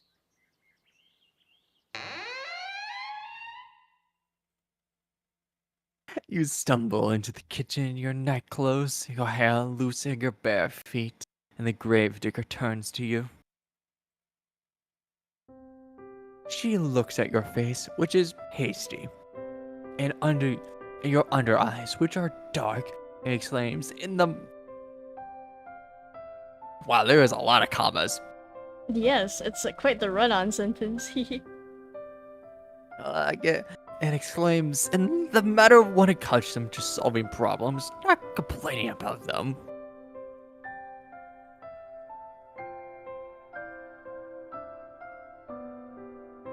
Oh, you look awful. I think you need something warm to drink. And maybe you need something to eat too? Let me get started on breakfast. And that is exactly what she does. She gets started on breakfast, which proves to be quite the simple affair. Nothing like luxurious food you are accustomed to in your past life. The bread is hard enough to break your teeth on, and the cheese is a bit too strong. It is food all the same, though, and you do not complain. Your stomach was beginning to grumble. Hungry. Hungry. The tea is inoffensive, at least, and you drink it gratefully. You thank the gravedigger girl for her hospitality. She smiles at you in return, a sunny smile, like a field of blooming bellflowers. Pretty. It's no problem. Don't hesitate to ask me if you need anything else. She says words which come to symbolize your relationship. You stay with the gravedigger for many, many more days, and limited her means might be, she always tries to help you. The gravedigger sets you chores about the house to keep you occupied, a fact for which you are grateful. You need to do something to keep your mind off the frantic flight through the forest. You almost forget about it now during the day. During the night, however, it returns to you. The sound of your feet against the foliage, the swirling fog. When you sleep, you are assailed by nightmares. Sometimes you will wake after midnight, the sheets twisted around your body and your mouth gaping open in paroxysm of terror. Though you try to tell yourself otherwise, you are still afraid. Being with the gravedigger makes you feel less so, though particularly when you are sweeping the floors or keeping an eye on the bread loaves so they do not burn. Oh no. What? Oh, Don't you fucking dare not speak. What? I hurt you. Yeah, it's a state of concern. Oh, I thought you said ha. No. You attend to most of the domestic chores, while the gravedigger concerns herself with the work she knows best. That is digging graves. Dang, there's still more graves. I wonder how long it's been then. diggy diggy hole. Yo, diggy I know that hole. Minecraft song. Yeah, sorry, you just got copyrighted. Fuck. Her dogged persistence when it comes to this pursuit intrigues you so much that you cannot help but pose it a question to her on one particular morning when the sky is festooned with clouds. Why, you ask her, perhaps a touch insensitively, do you continue to dig graves? There's nobody left, and after all, to dig. Oh wait, there's nobody left after all to dig for them. Dig them for. She digs graves, but there's nobody in them? Yeah, it's the only thing she knows. Hmm. You've always been practical, and you gotta see the point in it. What's the point in it? Hmm? The gravedigger ponders while holding her precious shovel to her chest. Fortunately, she does not seem upset by your question, despite its bluntness.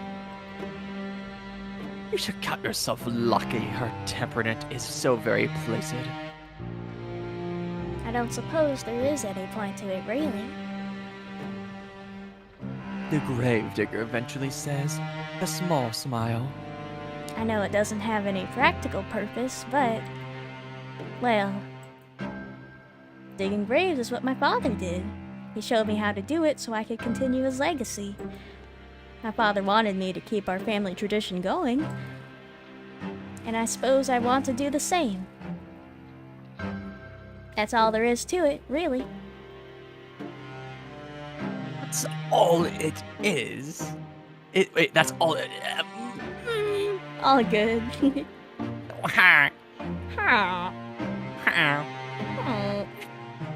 You think you can understand that? Why did I do that? What? Though your companion's actions may appear to be illogical, there is a kernel of reason nested amongst them. Among?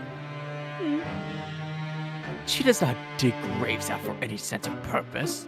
She does it instead of out of sentiment. Besides, I have to do something to keep myself busy, don't I? If I spent my days idling, all on my own, I think I'd go mad. The gravedigger laughs at this, as though the prospect of her own madness is amusing. Her laugh, despite her slender stature, not particularly delicate. It reminds you, perhaps unkindly, of the braying of a horse. Yeehaw! You have saved of thinking such a thing, though, and your face flushes with the guilt of it. We can all be well-bred young ladies, you know? What? Oh, yeah, go back. Yeah, did you not hear the line? No. Do you want me to say it again? No, I mean I did. Sorry. All good. I'm Still. assuming her parents are like of wealthy families. Yeah, honest question. Do you think when she runs out of space, she starts filling the whole graves again with dirt? Oh, maybe. And then remakes the print. Yeah. Like, it's just a constant cycle because she needs to, like, where does all that dirt go? And then she, like, I think so, reburies- yeah. Still, the laughter of the gravedigger as it echoes the gray, gloomy sky is strangely desperate. It sounds forced. Her smile, too, is a touch unnatural, the rictus grin of a corpse. You find, despite your attempts to return her laughter with a polite giggle, that you cannot. You cannot help but pity her. Man. You retreat indoors. Not your turn. Oh fuck. By the way, I am crocheting while we're doing this. Oh, okay. I hope that's Like, keep going my hands well. busy. And it's just like shit. I just started another thing. Oh, I can keep on doing that. No, Sorry. no. I can put it down. It's so easy. You retreat indoors briefly after you talk with the gravedigger, then set about some simple chores. The gravedigger trusts you well enough to manage sweeping the floor, a task which does not take particularly long, and the preparing of the meal, a task which takes significantly longer.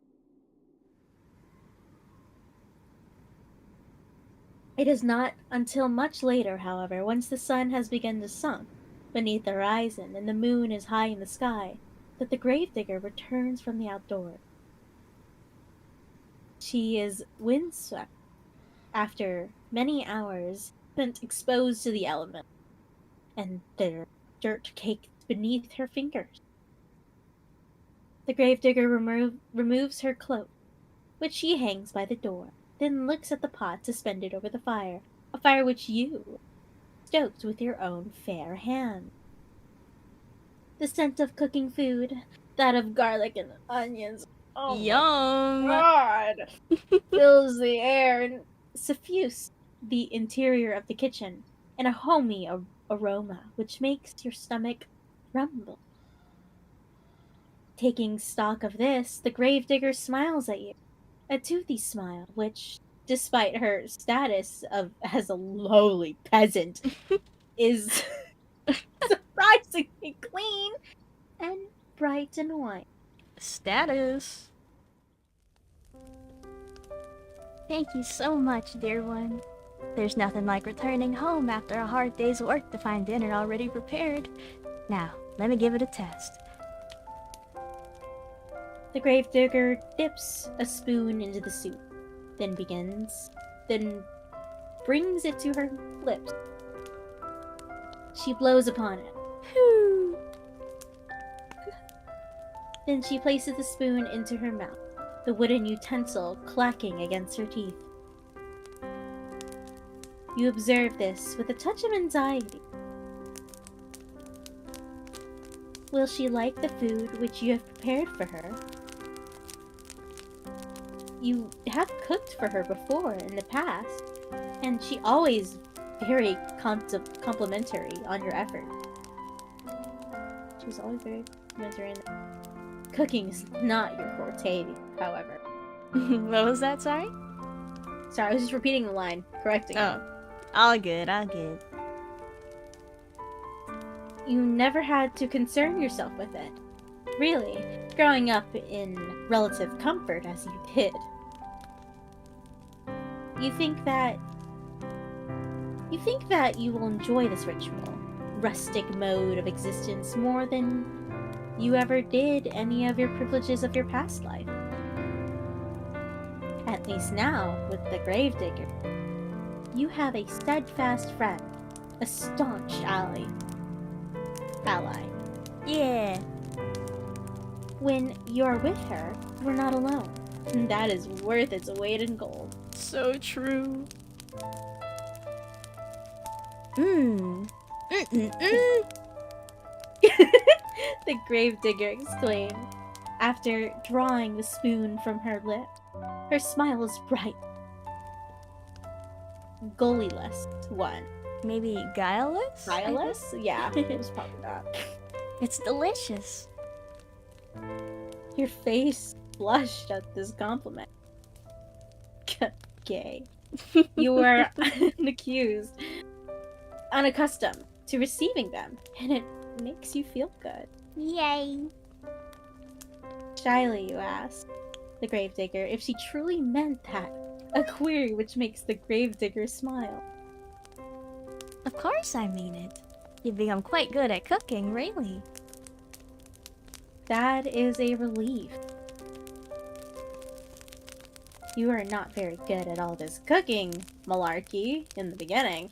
That's a good word. Malarkey. Yeah, it is. You did not know how to handle a knife, nor how to peel a vegetable, and you cut yourself more than once. You bled into the soup on several occasions, but never once did you throw the sullied soup out. Wait, I'm Oh, sorry, what? no. What? Wait, what? What the fuck? Sometimes she accidentally cut herself with a knife and the blood would go into the soup, but they would not toss the soup out. I don't think that's safe. Yeah.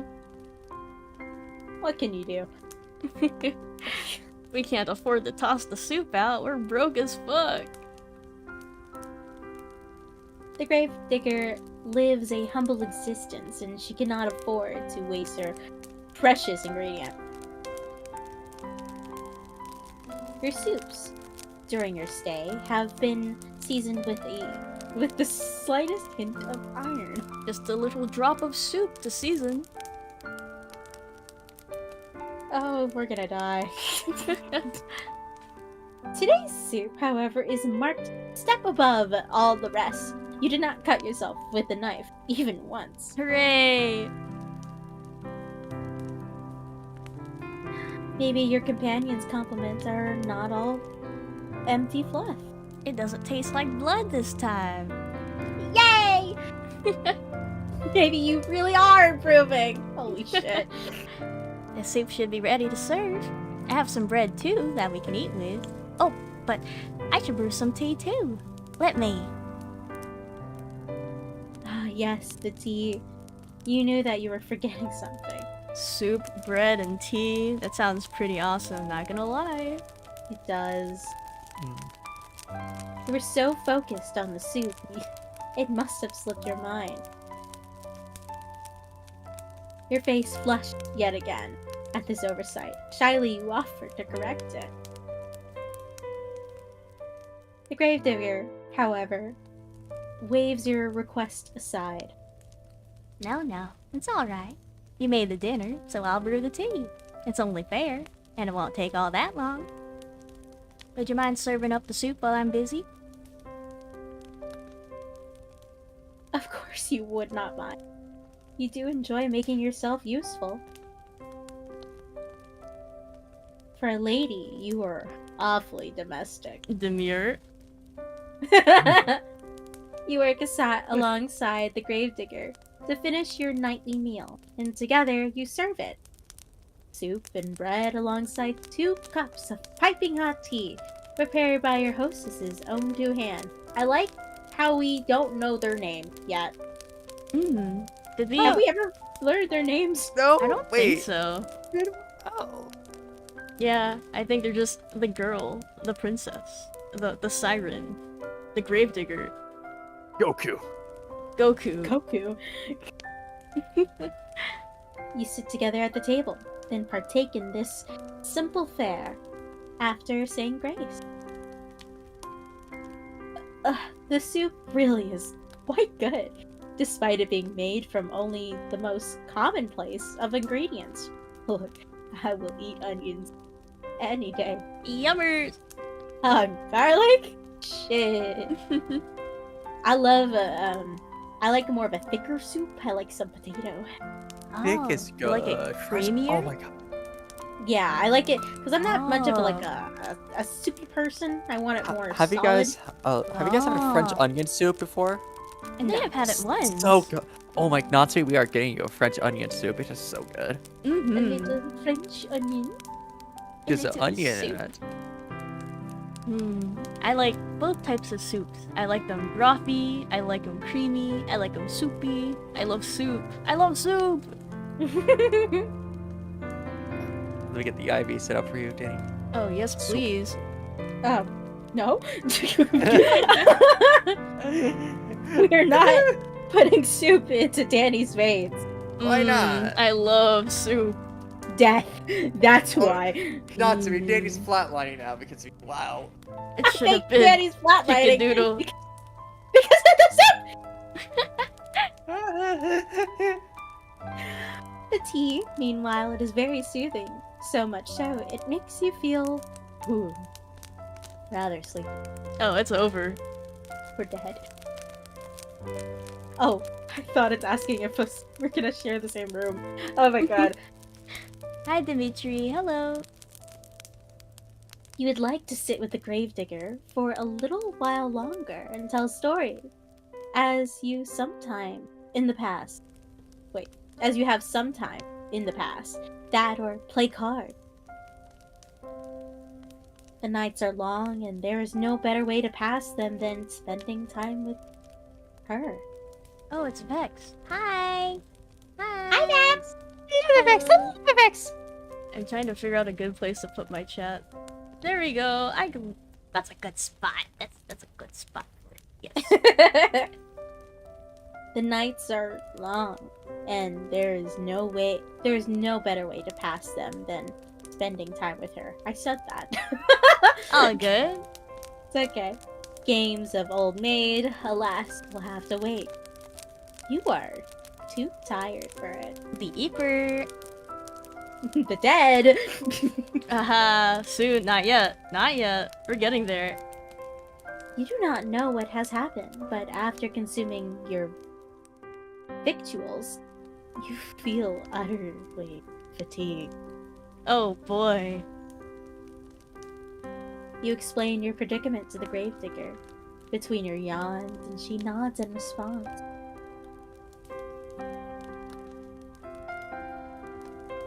That's alright. You don't need to stay up with me. Not if you ain't up to it.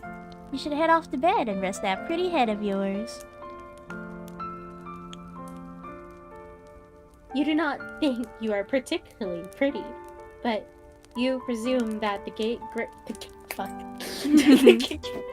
gravedigger is just regurgitating a phrase to you. She does not truly mean it. Oh girly. How could she? She is far prettier than you are. Oh, girly. You thank the gravedigger for her understanding, then rise from the table.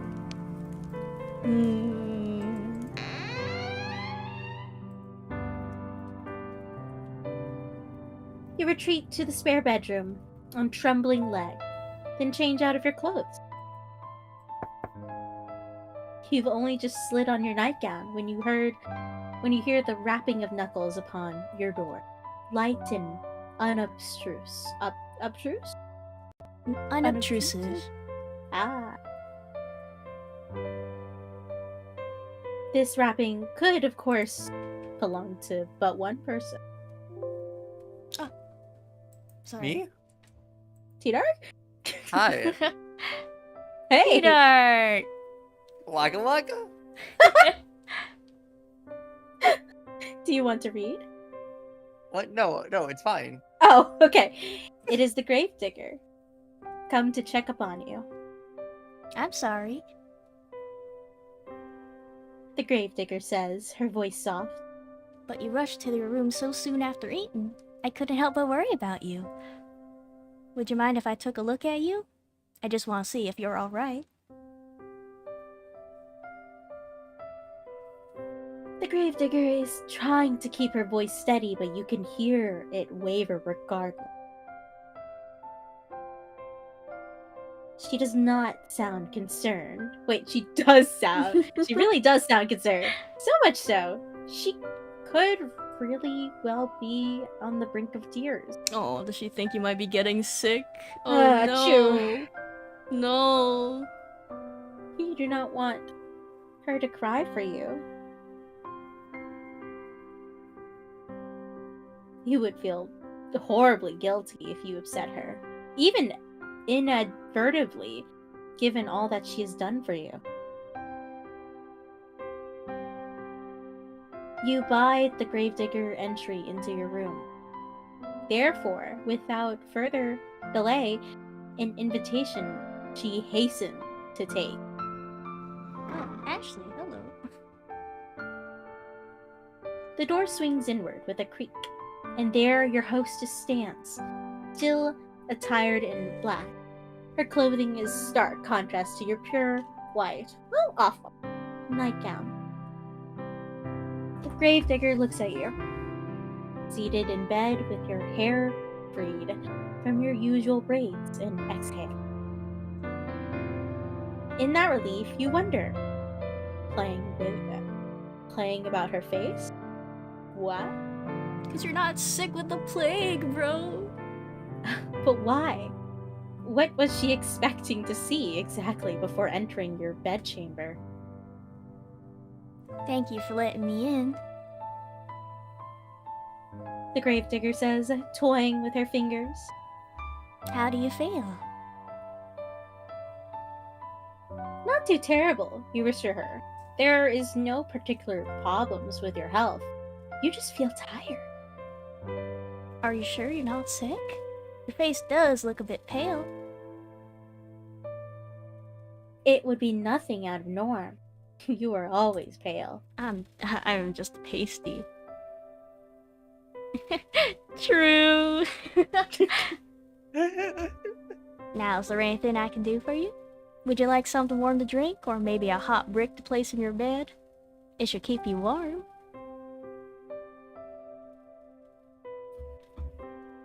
You appreciate your hostess' thoughtfulness, but you assure her that won't be necessary.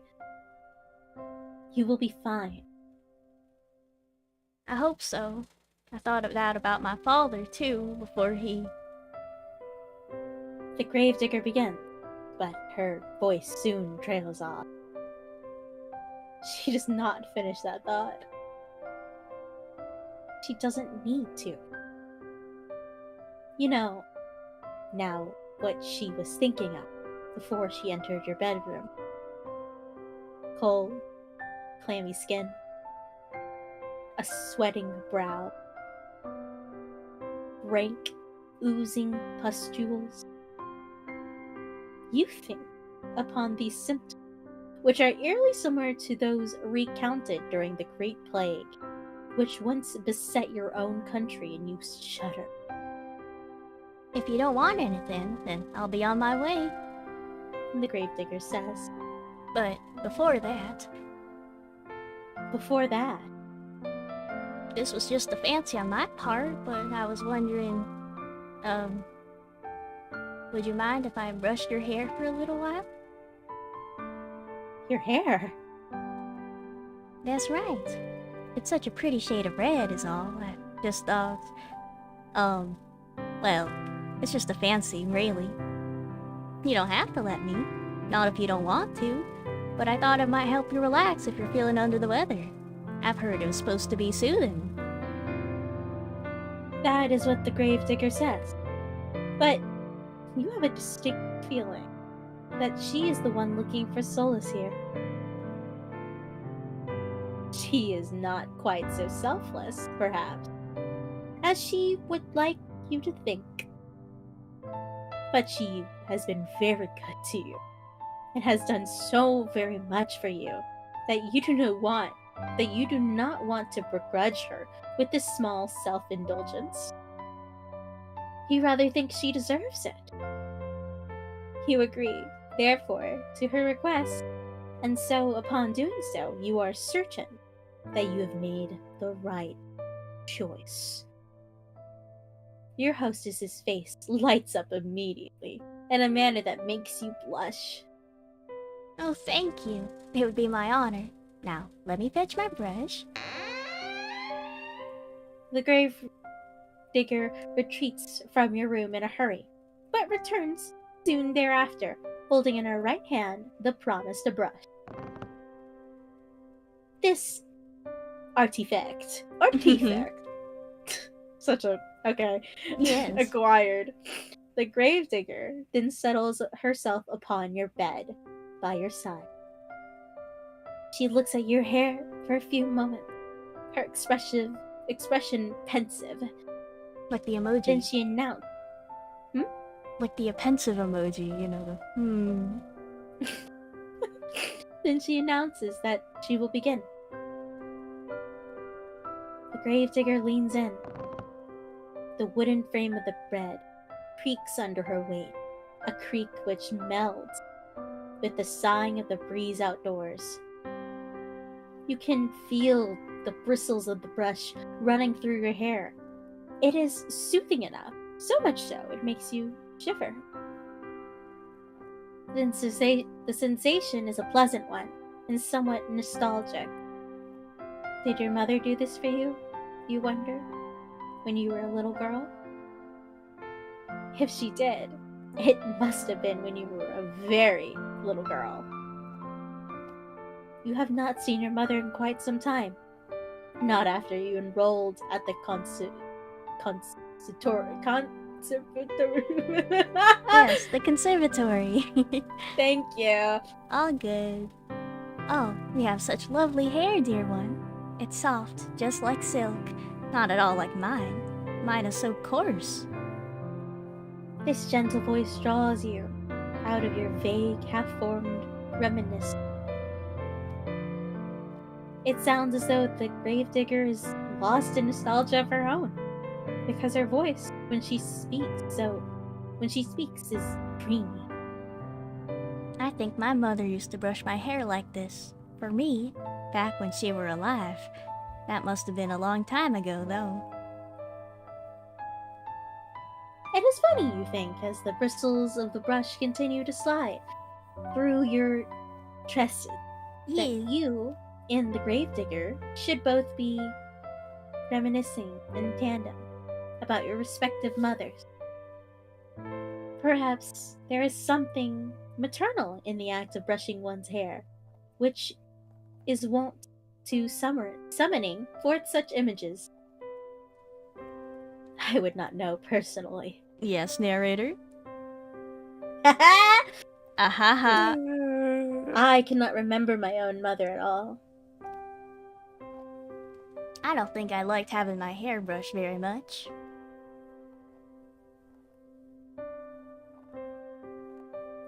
The gravedigger continues, her breath warm against the exposed nape of your neck. My mother used to complain that I squirmed too much. I can remember that. She always told me to sit still, though it wasn't my fault I squirmed. She used too much force. Now, this is curious. It sounds as though the reminiscing of the gravedigger are not particularly fond after all. Did she not get along with her mother? Did you wish her ill as well? That's why she died during childbirth? Oh, good lord. In I can't. No. Oh no, she was 5. I can't rightly say. The gravedigger replies in a somber sort of voice. I was young, like I said, when she died. I really don't remember her too well. But I don't think she ever had that much time for me. She was too busy with all the cooking and cleaning. Oh, and looking after my baby brothers. But she had... Oh, fuck. That's you. Ah. But she had time enough, despite that, to brush your hair? She did what she felt she had to make me look presentable. Not that it really worked. I wasn't like the other girls in the village, you see, who loved to sit indoors with their mothers and so. I'd always loved the outdoors. My father said I inherited that from him. Ruefully, the gravedigger smiled. Not that you can see it with your back face. My mother said I wasn't very demure. Well, maidenly. She didn't like that I always trapezed around outside after my father, watching as he dug graves. She said it wasn't appropriate, like I was some sort of princess wearing a fine dress. The grave digger snorts. Hee-haw. I used to get a bit muddy, yes, and maybe I did get burrs in my clothes and knots in my hair, but it shouldn't have mattered.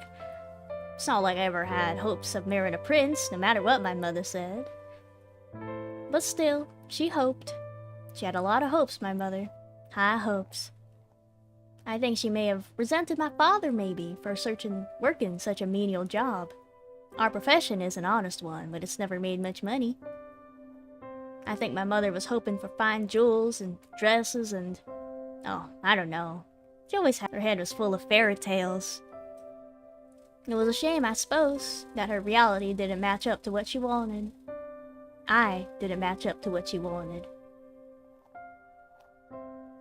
The bitterness in your friend's voice is unmistakable. So much so, you want to console her. What would you say to her, though? You never met your companion's mother. I think it's good that she died. You never will either! Roll persuasion. That was a fucking 19. Whoa. Whoa. You're spitting, actually. So true. Your cold, inert body has been lying in the. Whoa, whoa, whoa. Her cold, inert body has been lying in the graveyard, buried beneath a tombstone for over a decade. You've no way of discerning whether your companion's mother truly cared for you. You do have intelligence enough, however, to understand that poorly thought out condolences can cause more harm than good. Wait, hold on. Oh, yes. So let me. Where is it? Yep. Yep.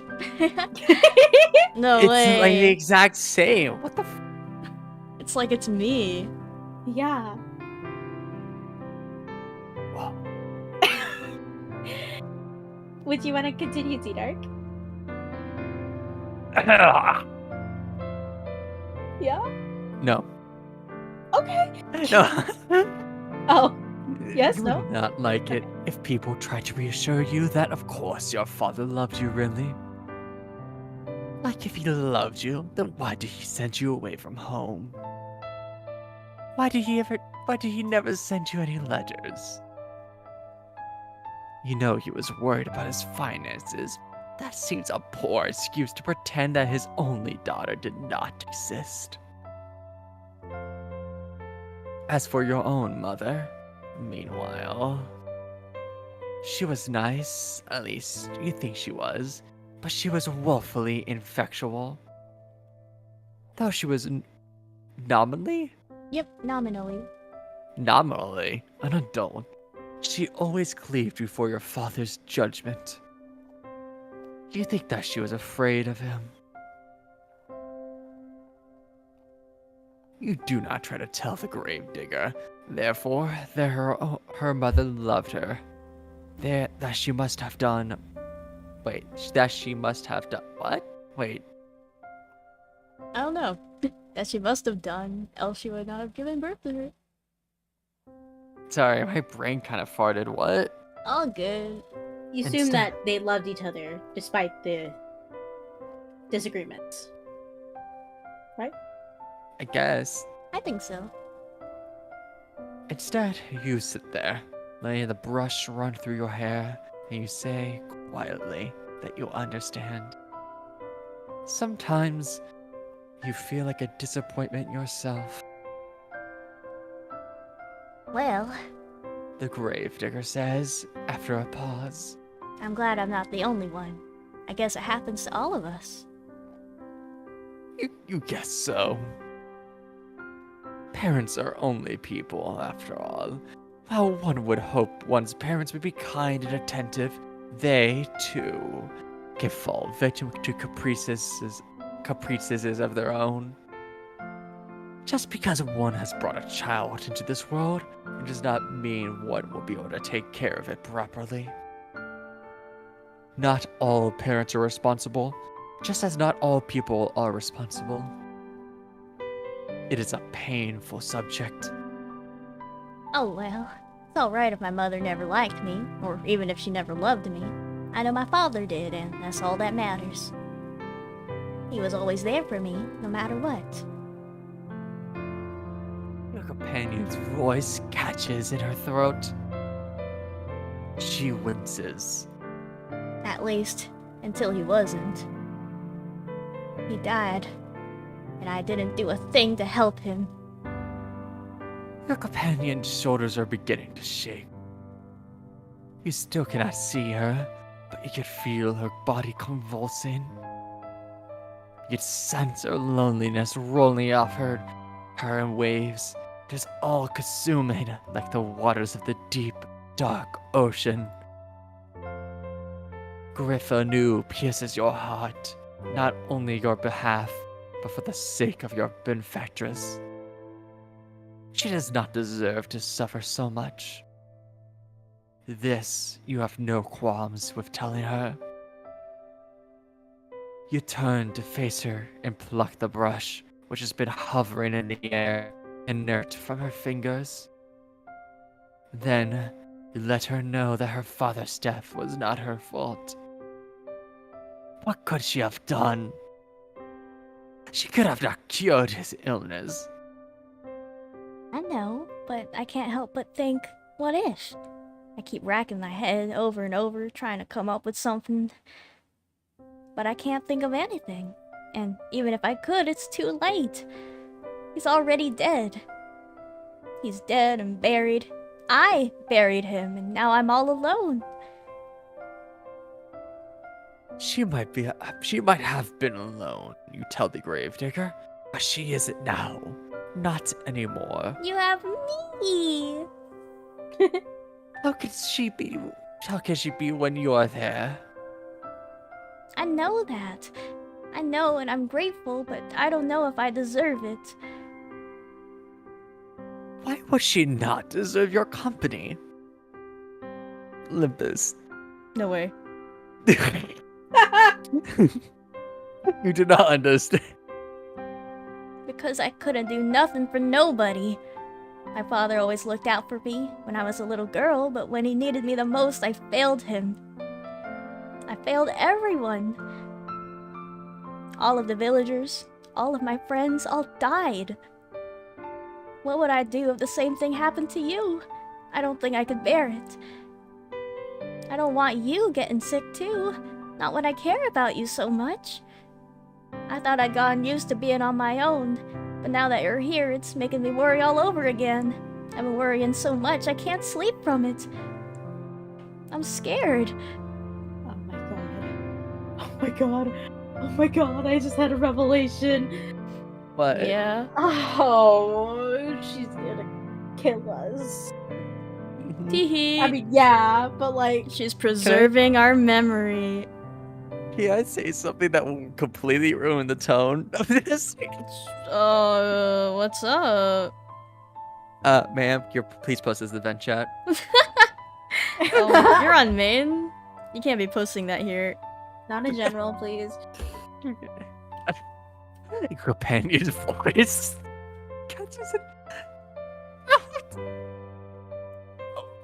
What? Then she collapses on herself. Probably from exhaustion, because she hasn't been able to sleep. She leans forward, her arms wound No. around her middle, as if to steady herself, and she cries. Oh. She cries and she cries and she cries. For a few moments, you look at the gravedigger, unsure of what to do. Her pale face, streaked with silvery tears, seems to flicker in the candlelight. Her shoulders, which seem too slender to bear the cumulative weight of all the sorrow she had endured, are shaking. Your fatigue continues to cling to you, as it's this instant as the fog which rolls amongst the tombstones in the graveyard at night. You are not so very tired. Yes. However, you cannot offer your hostess some comfort. You don't know what you can say to console her. You feel too wary to think of pretty sophisms. Pretty Okay. of a poo-poo head. All good. But there's something you can think of. You would not typically be so bold, of course, but you are tired enough for once to throw caution to the wind. That... Oh, My cat smacked the mic. Hi. Oh, sorry, the cat wants to narrate. No, it's okay. meow, meow, meow, meow, meow, meow, meow, meow. Meow. That and the tears of the gravedigger are awfully arresting. Oh.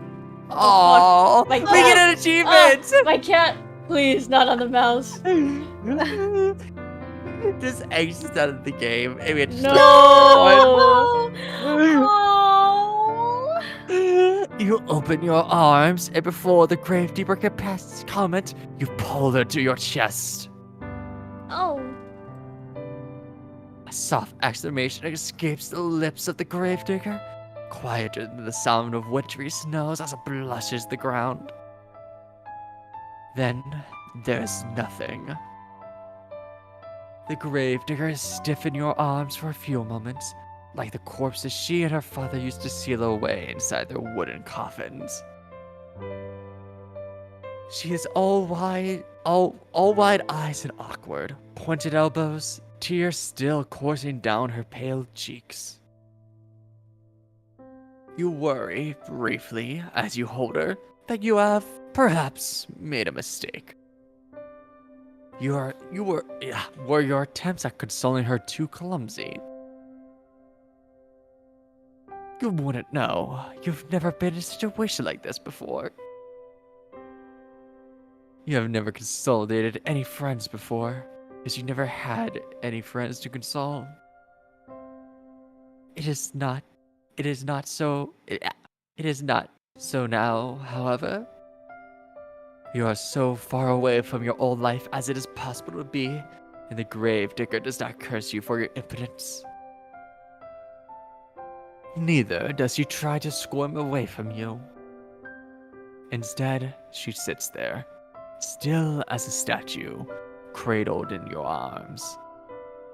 Oh, very sorry to show you something so embarrassing. It's just, I get so lonely sometimes.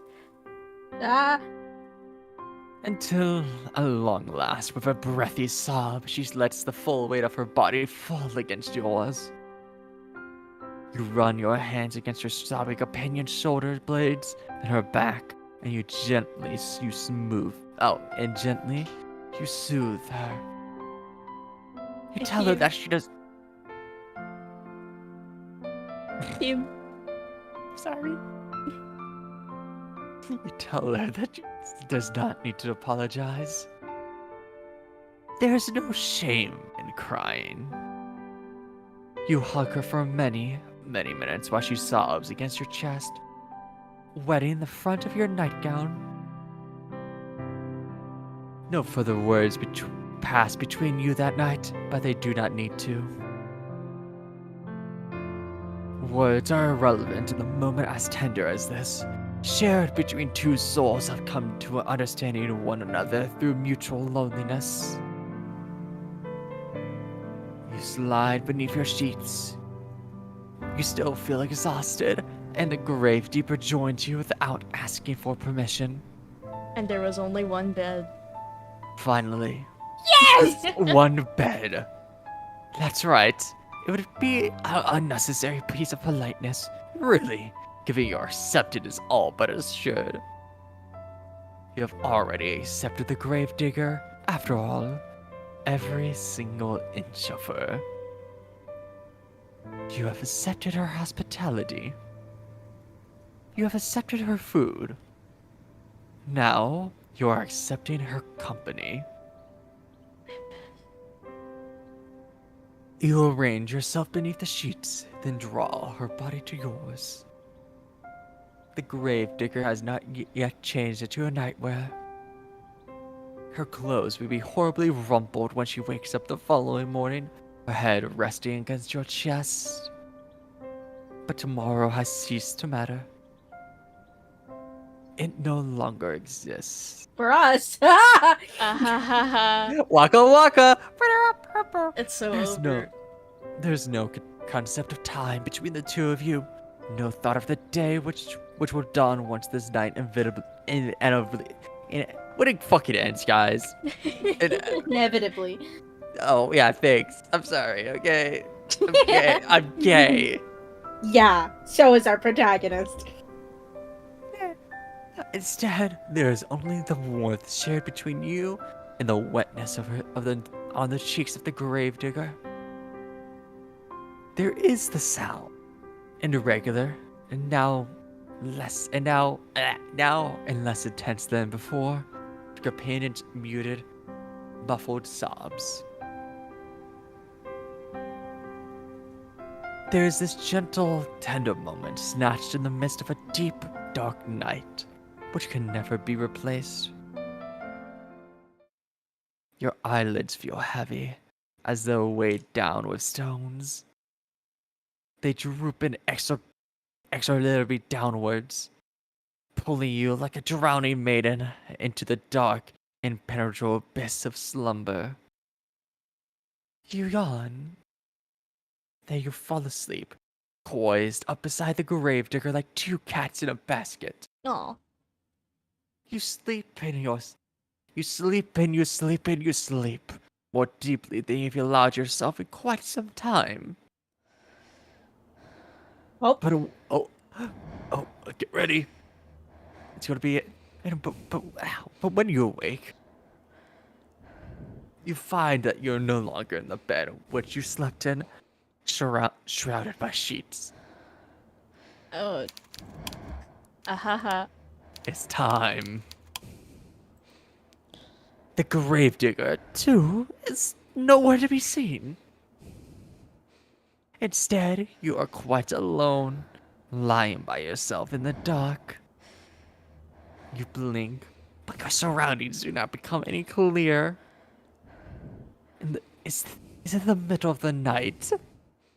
Perhaps you were aroused from your slumber by the desire to relieve yourself, or else to slake your thirst. Your sleep has been awfully disordered as of late, and the smallest of noise have been enough to disturb you. That doesn't sound quite right, though. You slept well, of that. You are certain. Your body feels invigorated, as though it slumbered for hours and hours. How many hours? You do not know. You do not know much of anything. You feel a strange pinching sensation around your chest, however, and around your arms. It would appear as though somebody, but who else could have been but the gravedigger, changed your attire while you were sleeping.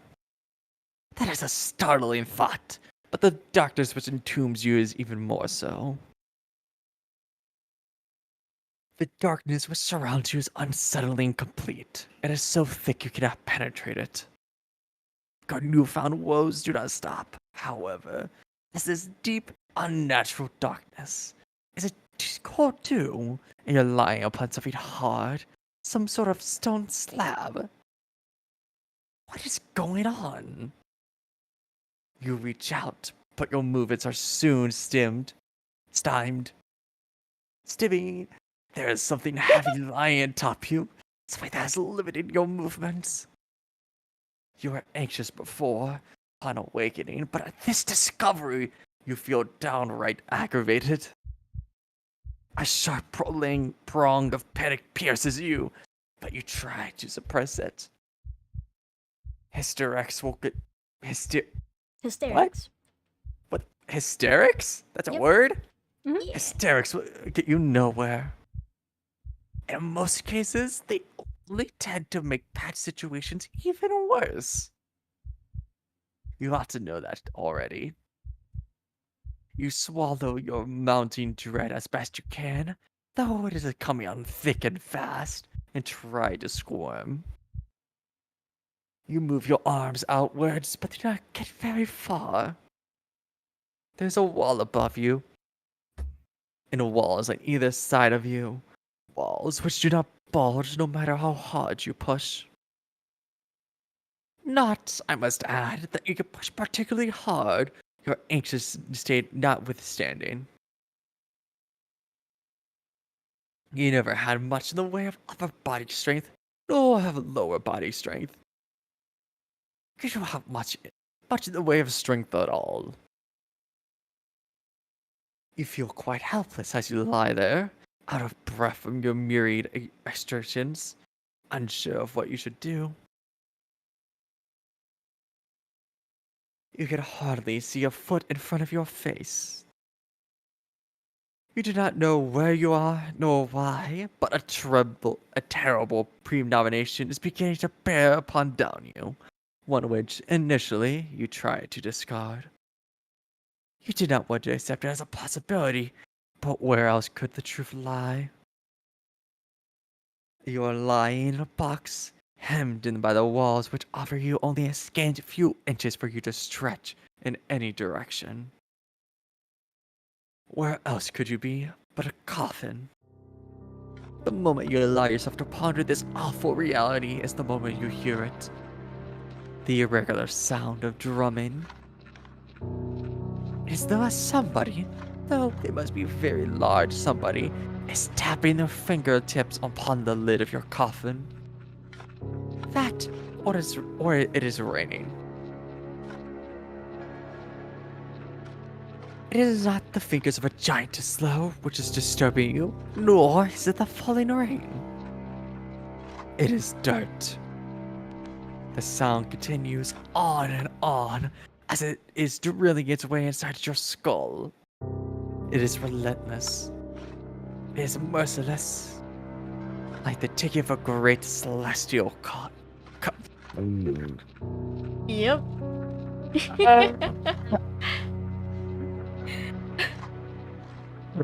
Tidark, Yeah, you good? no. Clock. Okay? Yep.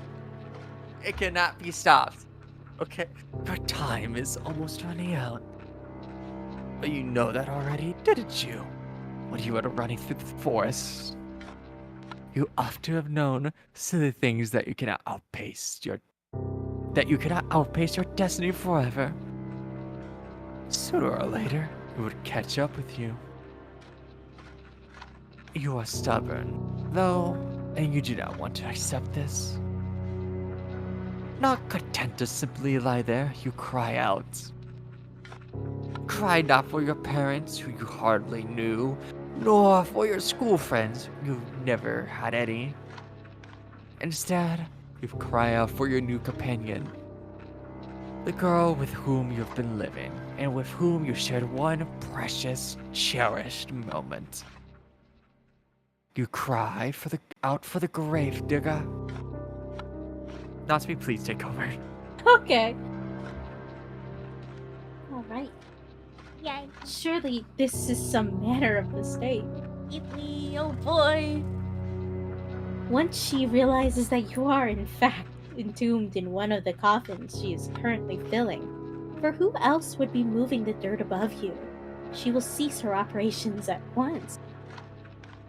She will put out of the darkness, back into the world of the living, and then she will hold you close. She will embrace you. She cannot mean to cause you any harm, not when she was so good to you and so kind. Mm-hmm. Why would she bury you? You cry to her so loudly you fear your vocal cords might tear, all while banging against the roof of your compact prison. You cry desperately, helplessly, and to your relief, your cries do not fall upon deaf ears. The sound of the falling soil stops, albeit briefly. Then you hear a voice. The voice is very faint, given it's being filtered through your coffin's sturdy lid, but you recognize it. Has to be muffled. So you're awake then, aren't you? Oh, fuck, sorry. She sighs. Then she says in a perplexed sort of voice, Now that is tickle. I was hoping you'd be asleep a couple hours more, so the last time we spoke could have been on better terms. If you keep screaming like that, I'm gonna feel bad. your companion's words, though distant, are unmistakable. You are so tense, you are attuned to every single syllable, and each of them make you gasp. Was this not a mistake then? Did she cruelly mean to bury you alive? You posit this question to the gravedigger, as best as you can, trying to keep the tremors from your voice as you do. Perhaps you think, on your optimism, that if you do not let her know how afraid you are, she will reward you with your bravery and let you go. If this is what you are hoping, though, it is in vain. That's right. You really do catch on quick. So it would appear she really has committed to the task of burying. Ah, what an unfortunate turn of events. Why, though? Why would she do such a thing? You thought that she was your friend, We are friends. the gravedigger says, her voice still worryingly offhand, worryingly empty. I'm very fond of you. There's nobody dearer to me than you. I've had a really good time with you these last... How long's it been again? I don't remember. Neither do you. Well, if this little detail has slipped both of your minds, it can't be all that important. You have other things to worry about. If you really are friends, you say to the gravedigger, then what does she gain? She hoped to gain by burying you. You do not understand. But you understand her reply even less. Well, here's the thing. The gravedigger says, in a responsible, reasonable sort of voice, as though burying someone alive could ever be thought as a reasonable action. I've been digging graves for a long time, see? You cannot see. It is too dark. But you affirm that you do all the same. Well, I was digging all these graves, but I've not had anybody to put in them for ages. It was rather sad. Wow. You think you know where this train of logic, twisted though it is, might be going. So you do not interrupt her. You know no good would come of it. All you can do for the present is lie there and listen. I was thinking I'd never find another person to bury in this godforsaken village. Not after the plague messed everything up. I was getting desperate. Till you came along, that is. Now that I have somebody I can bury, I'm not gonna let the opportunity pass me by. I'm sorry, but this is just part of my job. It's what my father taught me to do. It's all I know how to do. I buried my mother, and I buried my father. I buried all my friends. Now I'm gonna bury you too. It is sound logic. In a sense, as the daughter of a gravedigger, digging graves is her job, but something about it wrangles you. If only you could put your finger on it. Yes. There is a bit of a flaw with her reasoning, is there not? You are not dead, after all. You might not be dead now. The gravedigger says in response to your ingenuity. But you will be, if given enough time. I mean, everyone else I've ever known's died. Who's to say you wouldn't be the next? It seems rather more likely that you will die, and quickly, if she persists with her poorly thought out plan to bury you. Your coffin is not very large. It affords you precious little space. Eventually, if trapped within it for long enough, you will run out of oxygen. Then you will suffocate. That, or you will starve to death. Either way, your demise will be a slow, painful one. You are unsure which death would be worse, though given how precarious your situation is, you do not wish to expend the necessary energy needed to ponder it. You need to plead with the gravedigger, and quickly, while she is still here. You can tell her, tearfully, that you would not leave her. Why would you? You try to sound as convincing as your disordered nerves will allow, but the gravedigger remains unmoved. You You say that, she said. but how can I know you're telling the truth?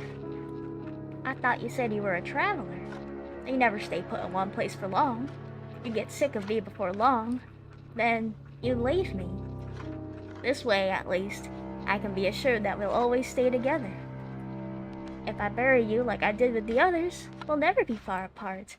I even took care to put you in a nice spot, close to my home, so you's only a stone's throw away, really. Oh, Ashley, my mouse. Please. Fuck. Ashley took the shovel. Isn't that nice? Privately, ah! Ashley! Ah! Bro. Fuck. I don't know what it said. A different idea of nice, I think? You do not say this, however. You cannot say much of anything, because the panic had begun to set in. It is choking you, stopping up your throat, so you can only cry. You scream. You beg and plead, but it does little good. The gravedigger has already buried her mother. She's already buried her little brothers. She had even buried her father, whom she loved above all else. She thinks by burying you, she is doing unto you an act of great kindness. You think that she's going to kill you. In a sense, you both are right. Your opinions are so diametrically opposed on this matter. However, you will never be able to find any common ground. You might as well save your screaming. She will not listen to you. She is beyond listening, Hush, hush, dear one. says the grave digger. Yeehaw! Y'all, hey. Very gently. Just as gently as she spoke last night, when she confided in you all of her fears. It won't be so bad, really. Nothing will be able to hurt you down there. It'll be just like going to sleep for a really, really long time. You can rest, and while you rest, I'll tend to you. I'll plant flowers on your grave. You'd like that, wouldn't you? This way, we can always be together. And I'll never be lonely again. While the gravedigger speaks, she begins to pile even more soil onto the roof of your coffin. The sound of the dirt on top of you, on your arms, your legs, and your head conceals your companion's final word. You cannot hear her. You cannot hear anything beyond the sound of dirt and the scrapings of the shovel and your own desperate, frantic screams. You scream and you scream and you scream without cease until your throat feels hoarse, but your efforts are all in vain. You hammer on the lid of the coffin with as much strength as you can muster, but the lid of the coffin is nailed shut. You are in no position to remove it.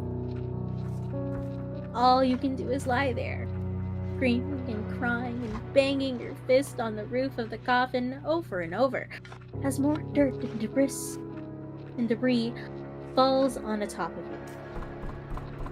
Eventually, enough dirt falls on you to stifle your screams for good.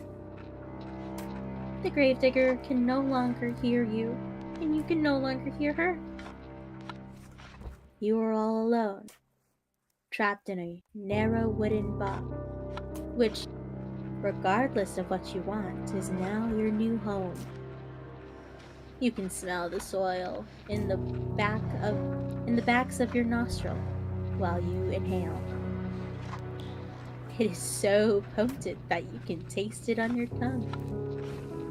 You can taste the eventuality eventual, inevitable decay of your own body. You will remain trapped here, underground, forever and ever. Or, to use less melodramatic term, until the last of your energy escapes you and you succumb to your own suffocation. It isn't a very pleasant way to go. But you'll forgive me if my sympathy is limited. You did bring this upon yourself, you know. You reap what you sow, and in your case, you made a series of bad decisions, which led to your untimely demise. Now, what do you want to do? Oh, true. Can I get a true? Will you accept this fate of yours and rest in peace, or will you try to fight against it? I don't know, gang. Let's try to accept our fate real quick. We'll find out next time on Dragon Ball Z. Do you guys need to leave very soon, by the way? I would hate for you to be late. Me, I got like an hour. Oh, okay. Yeah, about you we'll be two, Dad? fine. Okay, Oh, okay. yeah, we'll be fine. All good, all good. Yeah. I'm not gonna talk Alright. about that. Hour 30. You're not gonna talk much? Oh, how dare you? Like, What? you know? All good. Oh, you're running through a tunnel?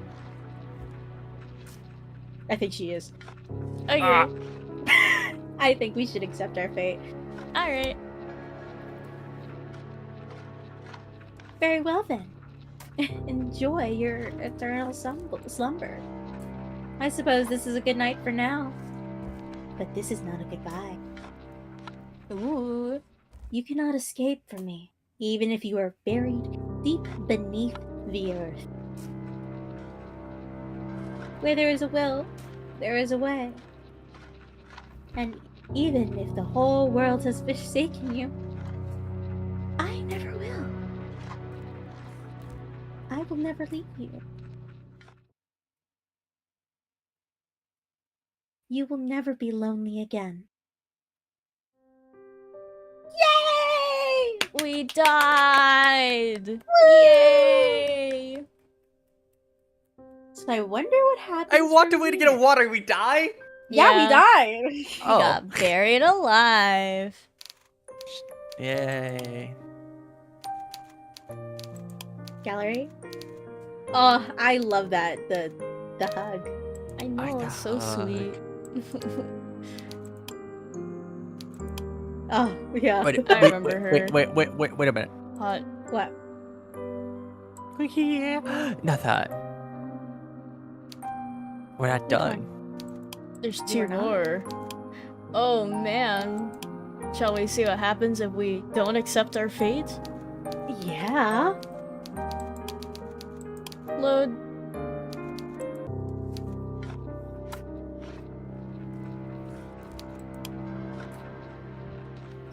Are you not happy with the hand that fate has dealt you? Very well, I cannot blame you. It is quite a grim ending, and I would not wish it upon my worst enemy. And you are rather dearer to me than that. Now, why don't we give this another go? Just try not to be buried alive as I can only endure so much of your screaming. Your fate is once again in your hands. Now I wonder, which path will you take? Oh, Oh. boy! Oh. Dude, I was gonna say, Hmm? that this might be another 3 hours. Exactly. So maybe I should. You have to go in an hour. My throat. I'm sorry, I'm so tired. Your throat hurts? I am When so you're tired. tired. Oh my god. All good. One more stream and we'll be done. Yeah. And then, Imagine oh it's wait, like and then we 2 play the minutes. sequel. The Oh, it's sequel, just the sequel? no. No. Yeah, it would be funny if we just click it. It's just like okay. You die And- right there. It would be pretty funny. But let's find out next time we stream this game. Yay! Thank you for joining me again for this visual novel. It's very fun reading with you both. Aww. Did you like being narrator together? It was quite funny to watch and listen to. The book is torn in half. Bros! and One she is half in of the it's on corner. fire somehow. Bro. You guys are just pulling at the storybook and you both have like D&D dice with you. It's all over the place. It's the sharp ones too with the pointy edges. We Those throw are them pretty at each good. other, Oh my gosh. Oh my god. Well, causing damage. anything you'd like to say to end the stream with? T-Deck roll. Oh, fuck. Everyone, believe in me. Believing. I got 10. I got a 6. Let's go! I will now No! take Natsumi out. Alright, take care you guys. Oh my gosh. Bye chat. Have a lovely day, evening, night, or morning. Bye.